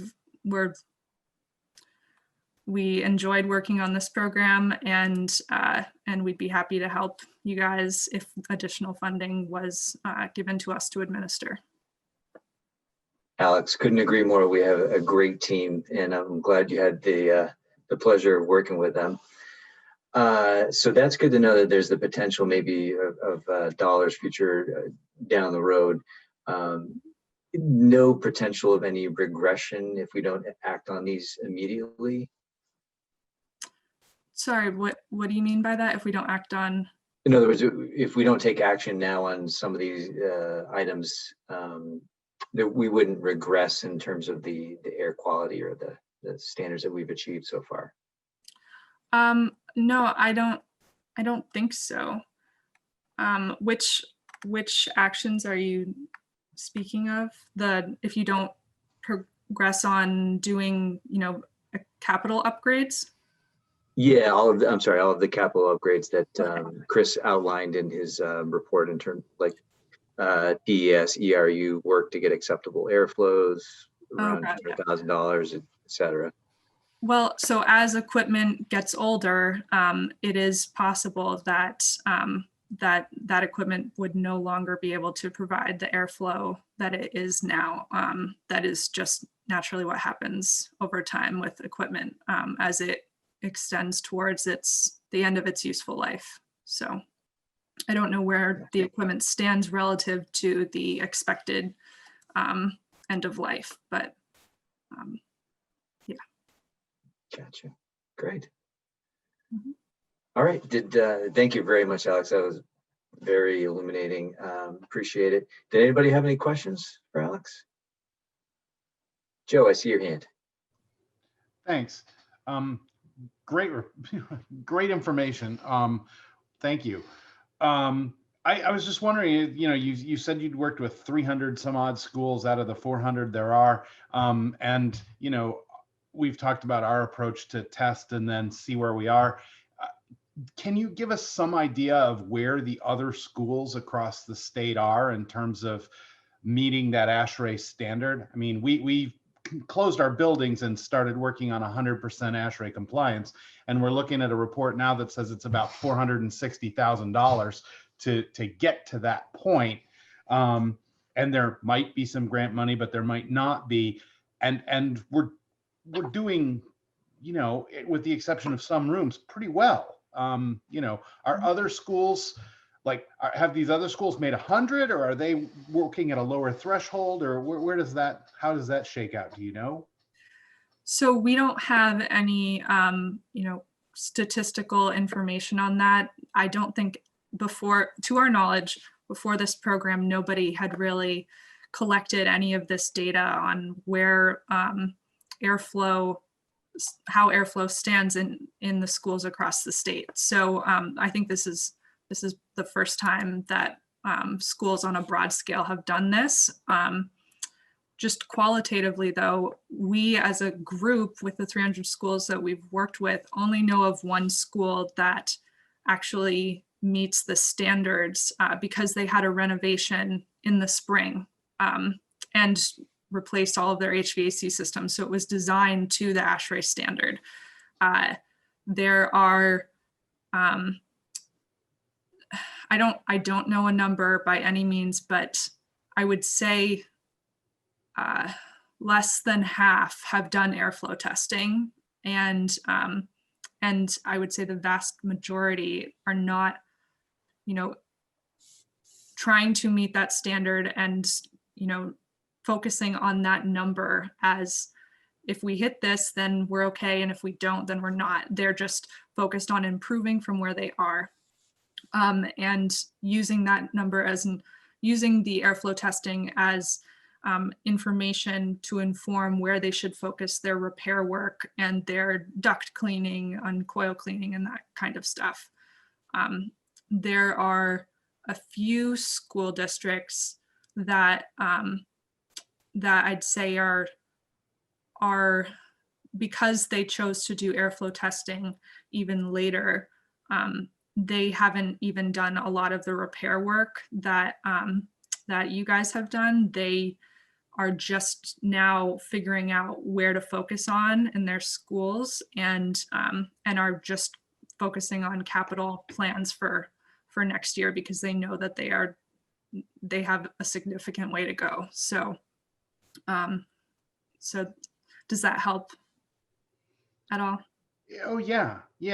So, so we're sort of the outlier in this, setting the target of 100% compliance and then opening our buildings. In terms of everyone else, they're kind of going with what they got and working to improve it and working through it.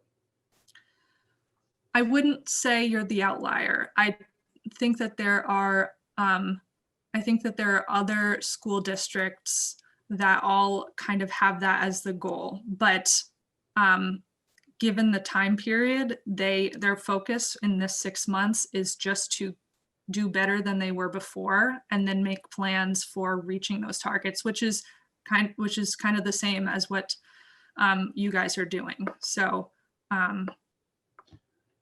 yeah. The difference being those schools are actually using their buildings and we're not, or they're not either. There are some schools that chose to shut down because of their airflow testing results. Okay. Yeah. Great. Thanks, Joe.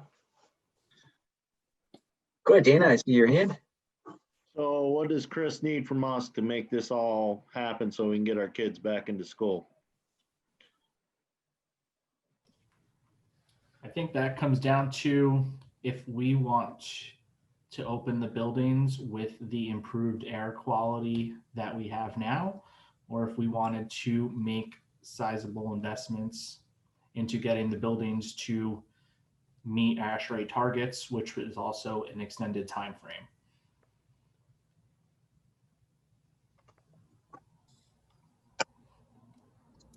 So yes, go ahead, Joe. I was just going to say, I won't hold you to, we won't hold you to any of this, but extended time frame. If we said tonight, spend the 460, get them to 100%, we need to open these buildings and we won't do it at any less efficiency or try and modify occupancy to make it safe. What are we talking about for a time frame? Not this year? Likely not this year. If we need to order new air handling units, ERUs, HRUs, we're looking at 4-month lead time on parts. Okay. So given that, it sounds like it would be better to proceed with what we have, which is vastly improved, and then set a target to either look for that grant money when it becomes available, and at the very least, set the repairs to a time frame where we would be naturally closed again, say summer. So to me, that would make the most sense. Go ahead, Lindsay. I was just gonna say kind of what you're saying. It seems to me that we have made such vast improvements and are wildly close, like just really, really close in all of these. And that close, being close to amazing, not close to okay. I think we're definitely well above okay at this point. And that being said, it seems to me like, so December 30th, is there still Townsend work to happen before December 30th? Yes, Townsend is going to get their control system installed and their isolation room installed, the Right. isolation room exhaust. But then after that December 30th timeline, we're looking at wherever we're at is where we're at until we dump a big amount of money and time, because there's going to be a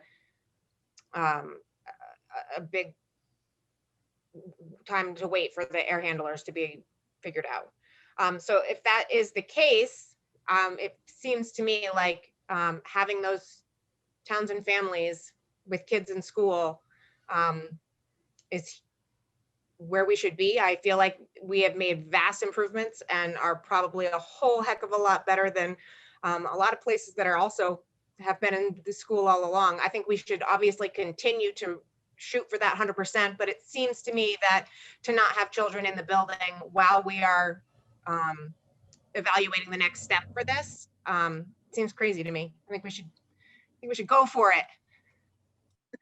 Thanks, Lindsay. Go ahead, Dana. I wanted to ask Craig how he felt about it, and, if his staff feels safe about getting back into it with almost there. Well, if you look at the next agenda item, I am up to ask you guys whether I can explore the opportunity to get as many kids as we can back in. My staff is all for it. They're missing their kids. They want them back in school, and we will try any number of situations and configurations to try to do that. So they're on board, and maybe my next agenda item might be moot at this point, depending on what you guys decide. It may be, Craig. Go ahead, Joe.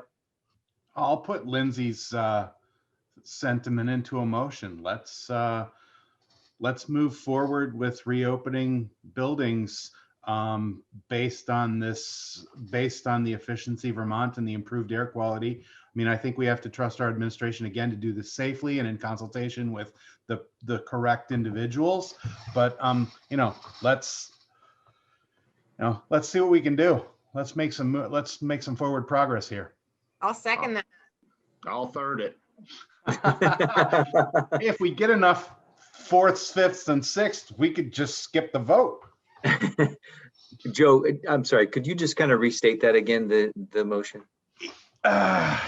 Sorry. Yeah, I struggle with how to put it exactly into words to make it a really coherent motion. But I think that we should move forward with reopening buildings.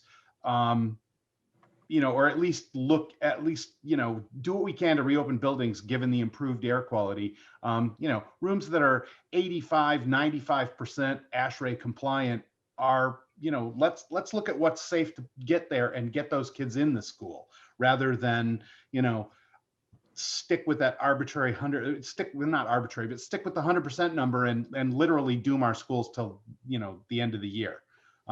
So I apologize for that being really inelegant, but that's right. Who did we have on a second for that? I apologize. Lindsay. All right. And a third with Dana. No, thank you. Discussion would normally start with the motion maker, but Bob, I see your hand up. Go ahead. Well, mine's really more of a clarifying question. I hear the word buildings, and there's only 2 buildings that are not currently open, and one of them has not been tested at all, and one of them is in the process of having some repairs done. I know Leland and Gray is having a bunch of repairs on the works, but my sense is that work isn't done. So I want to be super clear what your motion is. Is it all buildings that are not currently open, or is it just Townsend? And what's the timeline? Because you guys had made an earlier decision about Leland and Gray's reopening for January, and I just want to make sure that, that's clear what you're asking for a vote. Well, I guess at this point, just Townsend, but if we get to a point with Leland and Gray where we have these air reports and, Leland and Gray is doing well enough to reopen, then we would do that too. And maybe it might be wise to have an additional motion at some point that gives us the whatever go ahead you might want there to be, given what those tests are. I'm not saying that elegantly either. Motion for this purpose to simply Townsend. And that takes the pressure off of you. And when your tests are done and things are ready, we can discuss Leland and Gray as well, right? That's, yeah, I just want to make sure you guys knew what you were proposing and that Chris has the opportunity to, whether you want to authorize Bill to make decisions based on what the results are when they come back, or whether you guys want the results to come back to you for further discussion. That's up to you. I was just wanting to make sure it was clear. Great. So Joe, you're limiting it to Townsend because that's what we have the results for. Yes. Perfect. All right, go ahead, Craig. Thanks. Just because you guys are going to be acting on this decision and voting soon, I just want to make sure that I'm planned and prepped and ready. And I've met with my staff a bunch of times. And actually, we're going to propose a timeline to reopen. So I just want to make sure, in case there's any community members who are in the audience tonight saying like, oh yes, they're okay to open, doesn't mean like next week, but there is a process. And obviously we want to follow the board's decisions of having that 2-week COVID buffer. But my proposed timeline right now, which I was going to propose to you guys anyway, is January 19th. So I just want to put that out there as well as like, that's our anticipated timeline. Great. Thanks, Craig. All right. So go ahead, Chris. I just want to jump in and I think we're all done with Alex at this point. So I just wanted to thank her for her time tonight. Yeah. Thank you, Alex. Yes. You can enjoy the rest of your evening. Thank you. Really appreciate it, Alex. Thank you. Alex. Thanks so No much. problem. Thanks, Alex. Nice to meet you. Bye.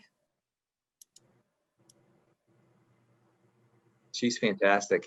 She thinks very highly of us too. Great job, administration. All right, so boy, I've got Keegan, Lindsay, and then Ken. Thank you. My questions were actually just what Craig had alluded to. I was wondering if admin needed time to prepare or to formulate a reopening plan, and it sounds like they've already got one. And I would just be cautious to reopen a school immediately, considering that most schools are going to be out in a couple of weeks for a few weeks anyway. So as long as we're aiming in January, I think this is good news. I just wanted to make sure that we had a plan in place before we're like, yes, let them come back. Clarifying question, would it be for full-time all the time, 5 days a week, 8 to 2:30, or are you still looking at like a modified schedule, like half-day style, or 2 days off, 1 day on? Keegan, that's a great question, and I'm hoping Joe meant for full-time. Honestly, I wasn't going to drill down to that far of a detail. Again, you know, I want the administration to be able to determine what's safe. And if to meet those standards and to actually make the building work, if you got to do it half the students, you know, half the students and then the other half the students, then that's what they should do. But that gets kids back in a building. I wasn't gonna, I mean, because if it can't be done safely full time, I don't want to tie their hands. Makes sense. Makes sense. Sorry, Craig, and then I'm going to jump to Lindsay and Ken. Thanks. That's a good question.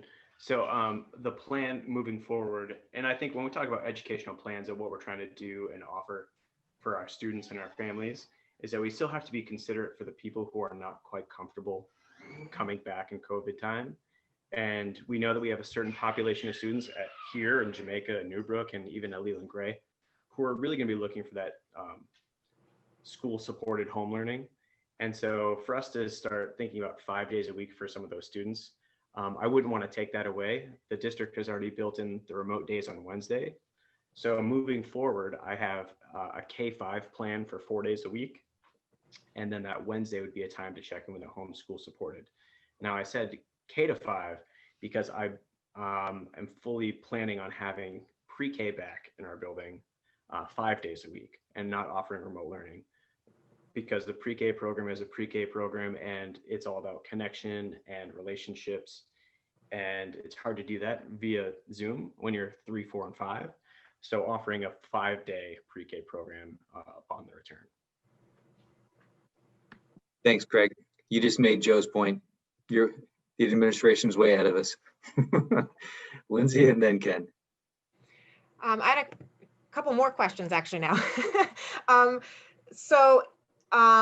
Does a pre-K 5-day a week, I love this. I'm assuming you've thought this through, but I'm wondering if that is accounting for extra time for cleaning that needs to happen and whatnot. I know that's one of the things that Wednesdays were sort of also focusing on.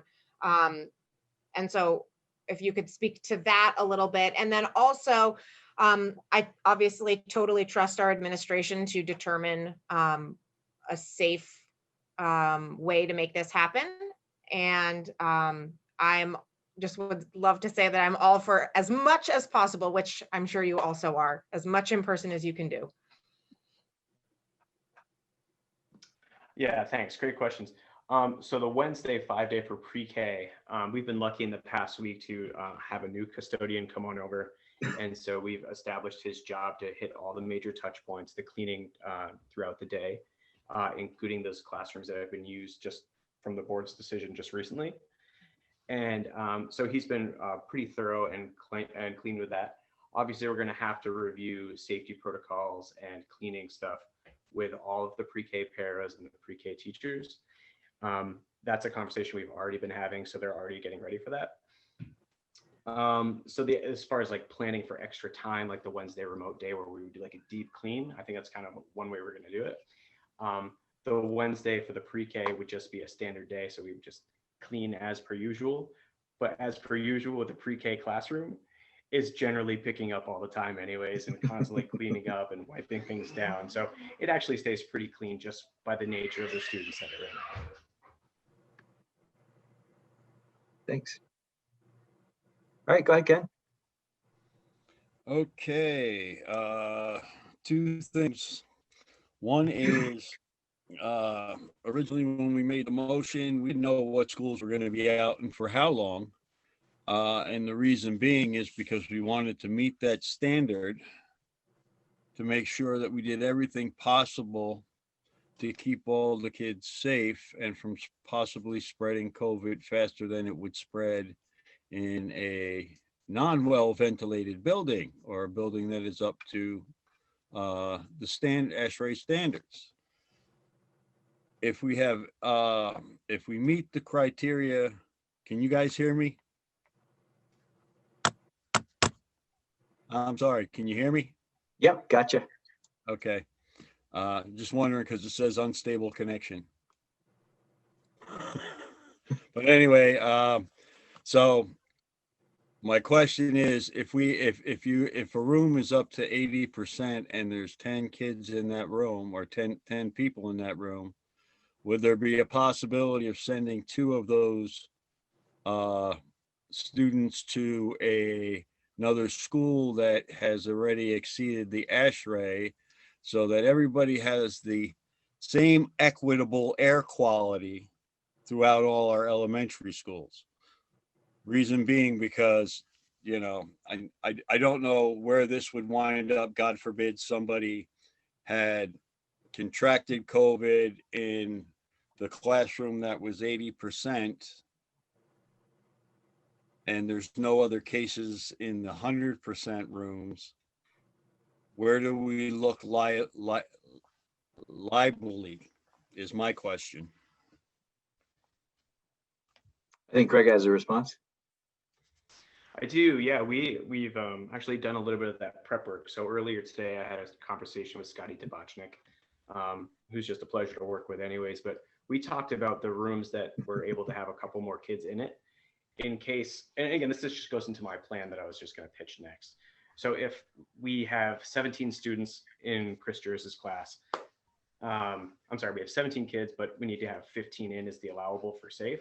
You know, if all 17 chose to come back, what would be the alternate placement? Would we have any room? So we actually planned what Ken was just suggesting is, would it be a possibility to offer 2 of those students in a full classroom where the ASHRAE rate wasn't met, an alternate placement? So we would offer that up to see if there was room.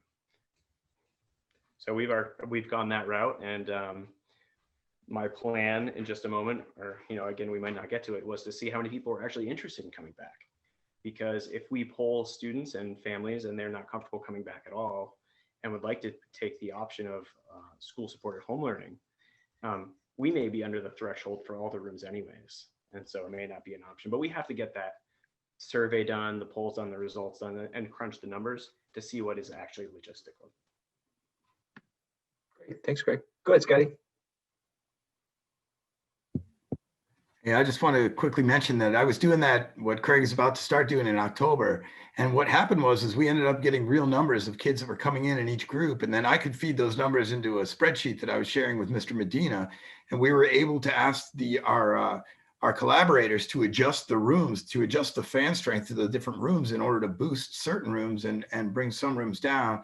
It works really well. And we'll get that, Craig will get that information from his families and then be able to meet those standards by working with Mr. Medina. I look forward to seeing that happen because it was a really, kind of a fun, cool process. By the way, that was really nice. I'm sure you guys feel very validated on that coming from Efficiency Vermont before. It makes me really proud to be part of this group. So thank you. Thanks, Scotty. Go ahead, Dana. I was going to ask Chris, are those controls that are going to be set up, would that be able to make those adjustments in case, class sizes increase, suddenly everybody showed up one day and said, I want to go to school. Can you make those remotely, like instantaneously make those adjustments? No. To change the airflows for different room, it actually has to be done with balance dampers.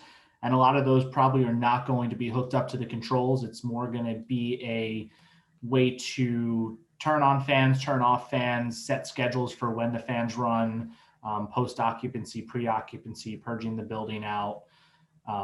That's more to the extent at this point of what the control systems are going to operate. Thank you. Great, thanks. All right, are we ready to vote? We have a motion, a second, and a third on the floor. No, I'm kidding. All right, all those in favor, please put your thumb up. Ken, I can't see you. Mr. McFadden? I got 1, 2, 3, 4, 5, 6. All right, I've got 6. All those not in favor? Okay, we're not sure where Ken stands, but we have 6 in favor and the motion carries. Go Townsend. All right, so let's move on to Craig. I'm sure you're going to do a much abbreviated version. Maybe you can speak to the after holiday break plans or anything that you may not have covered. Sure, thanks. Yeah, there's really not too much I need to really go over now. I thank you guys, really the board. It isn't fortuitous like where we've landed with the safety and the care that we've given our kids. So it's just well planned. And so I thank you for getting our kids back in. My staff, I'm sure, is elated on the other end of these computers. Yeah, so I mean, my plan was just to do a survey, get the most recent updated enrollment plans out there, because the last time we actually had a chance to poll was back in August and October. So really kind of get the pulse of where we want to be and what we want to do and how many students and families really want to come back in. So I guess my plan is right now is to ask you guys and talk to you guys a little bit about my plan, which is K-5, 4 days, Monday, Tuesday, Thursday, Friday, obviously, and then the Wednesday remote day, so a 4-in-1 model, and then pre-K being a 5-day model. And so I think that's kind of where we are for the January 19th reopening date. So I'm ready to jump off of this Zoom call and start polling and putting out a survey for everybody. Everyone loves surveys, but the plan is get that information, take a week. I meet with Bill on Tuesday just for natural supervision and Bill time anyways. We'll talk about what it's going to look like, maybe some pieces that I'm missing. I'm going to have an opportunity to go to Newbrook next week in the morning to check out their operations in the morning for, whatever drop off looks like, and then stay into lunch and then lunch into recess and dismissal. So I'm doing a little bit of plan and prep for that, and then come back on the 22nd and really lay it out for you guys. This is the plan. This is how we're going to do it. This is what the enrollment looks like. Because we may have to adjust the numbers. I mean, we don't know what families are thinking about. So we may have half enrollment. Then what do we do? Well, we're going to have to come up with some kind of plan. So we're going to take a look at the results, come back December 22nd, knowing that we're full go for from board approval to open up on the 19th. Perfect. Just make sure you come back on the 21st because I'm not going to be here. Oh, that's right. That's right. I've been getting dates wrong all week, man. I don't even know what's going on. But yes, I'll be back on the 21st. Excellent. All right. Thank you very much. And yeah, definitely get out of here. Have a good night. Well, I'll stay if anybody has any questions. Oh, did anybody have any questions for Greg? No? All right. Have a good night, sir. Again, thank you guys so much. Wonderful conversation. I appreciate Chris Medina. I appreciate Alex Rowe and the board's decision to keep everybody safe. Thank you. I'm out of here. See you guys. Take care. Chris and or Bob, when do we anticipate having similar results back at Leland and Gray? I apologize. I'm trying to remember the dates for that. Al, I believe it is at the beginning of January, that first week of January. Okay, so it won't be for our next meeting on the 20th. No, but they usually only take, 6 to 10 days. So we should know mid-January. And I feel very confident that we're going to make tremendous progress at Leland and Gray. And our opening target date, I believe, is January 27th. So I think the timing is actually going to work out really well. Yeah, we have two target dates. The middle school was like the 19th, I think, and the high school was the 27th or 8th. Yep. Perfect. All right. Thanks. Let's see. Board subcommittees recording. And I believe this was Ken had brought this up in regards to whether or not we want to have all subcommittee, or not all, I think you had specifically mentioned just the budget committee, what we wanted to have that recorded. Okay, my reasoning behind the recording the budget committee is because the voters, taxpayers, all vote on that. They don't get a vote on policy. They really don't get a vote on which building project you're going to take on next, and and communications. There's they can have input at all these meetings, but to have the budget committee meetings recorded would be great for if somebody can't make that meeting and wants to follow the budgeting process that they're going to be voting on, or to possibly make it to the next budget meeting for seeing something that was brought up, or the next following board meeting where the recommendation goes to. They have more of a chance to do that, since we've been under scrutiny for, well, where did that come from and how'd that get in the budget and blah, blah, blah, blah. So the more transparent we are with our budgeting process, and the more opportunities we give the public to be at our budgeting, the less problems that we're going to have, and maybe we'll even have more input from the public prior to putting it to a vote. That's my logic behind that. All right. Thanks, Ken. I see Lindsay, Joe, and then Keegan. Thanks, Al. So I would just, I guess I feel a little uncomfortable with saying that there's a lack of transparency if it's not recorded. I just don't feel like that's accurate at all. We have minutes, and anybody who is interested in seeing what is happening in the committee meeting is obviously free to see that at any point. That being said, the purpose of a committee is to tackle some of the more in-depth questions.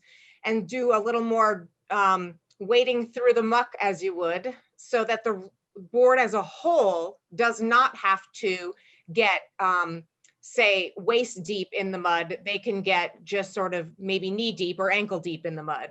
And that is a wonderful thing, and we appreciate committees for that. That being said, no committee has an ability to make a decision. All they do is advise the board. So I would say that it doesn't really make a lot of sense to have those meetings recorded.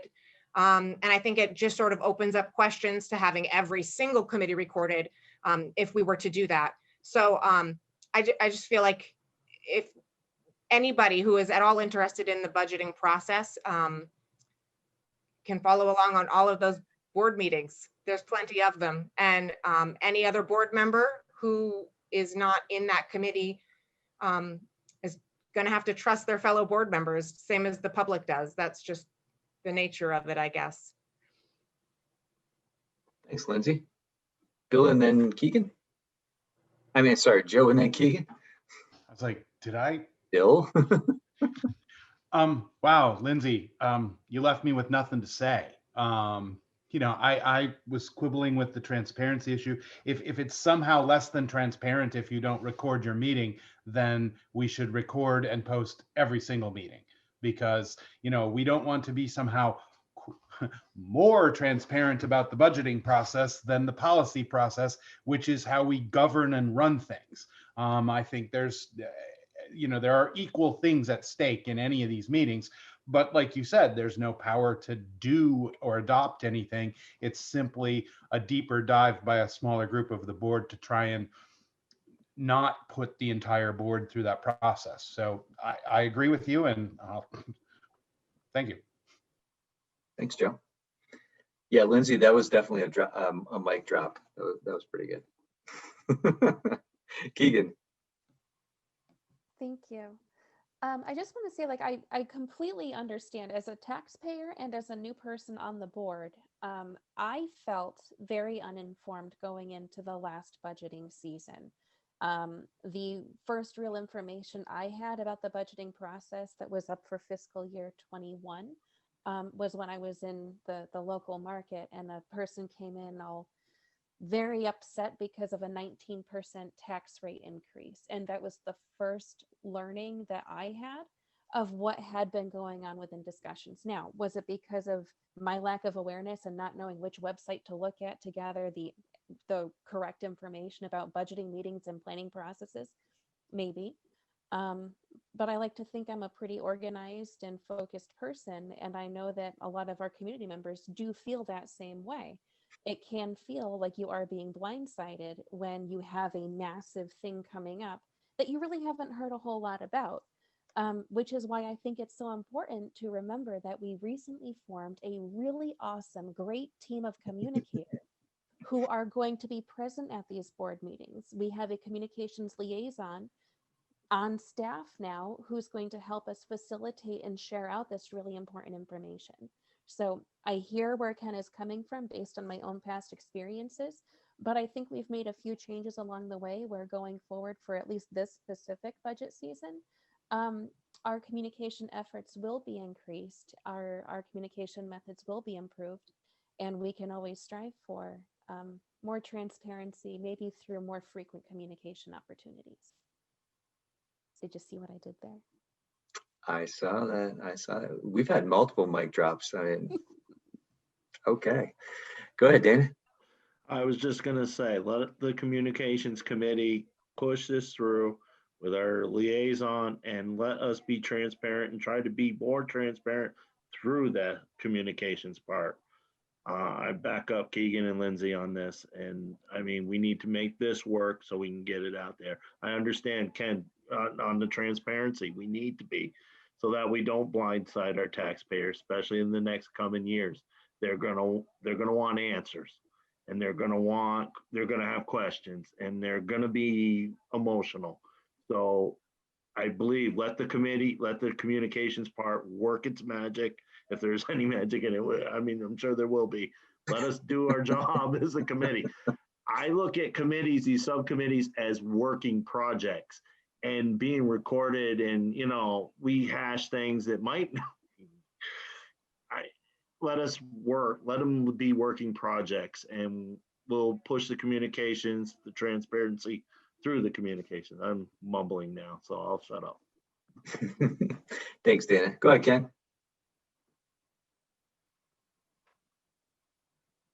Okay.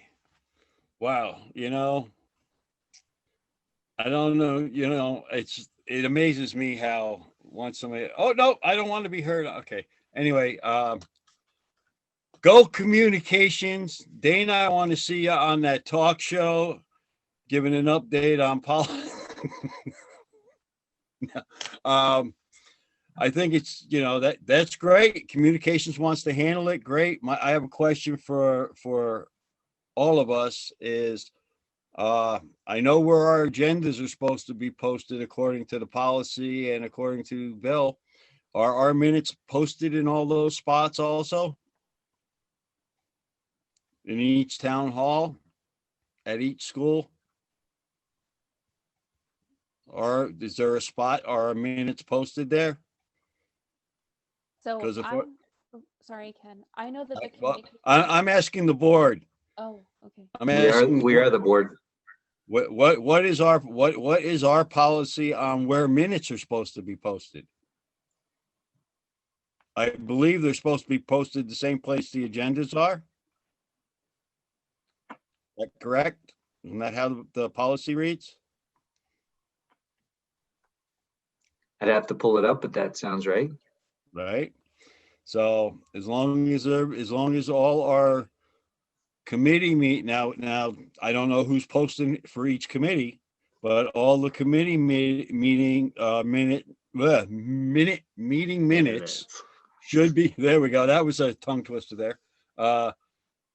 Should be posted in each town's town hall,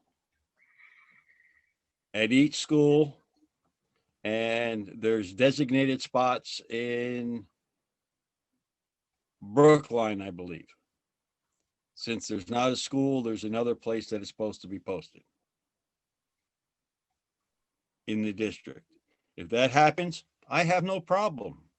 I just, and everyone can say, oh no, we're being transparent. We're being transparent. I think we're being transparent.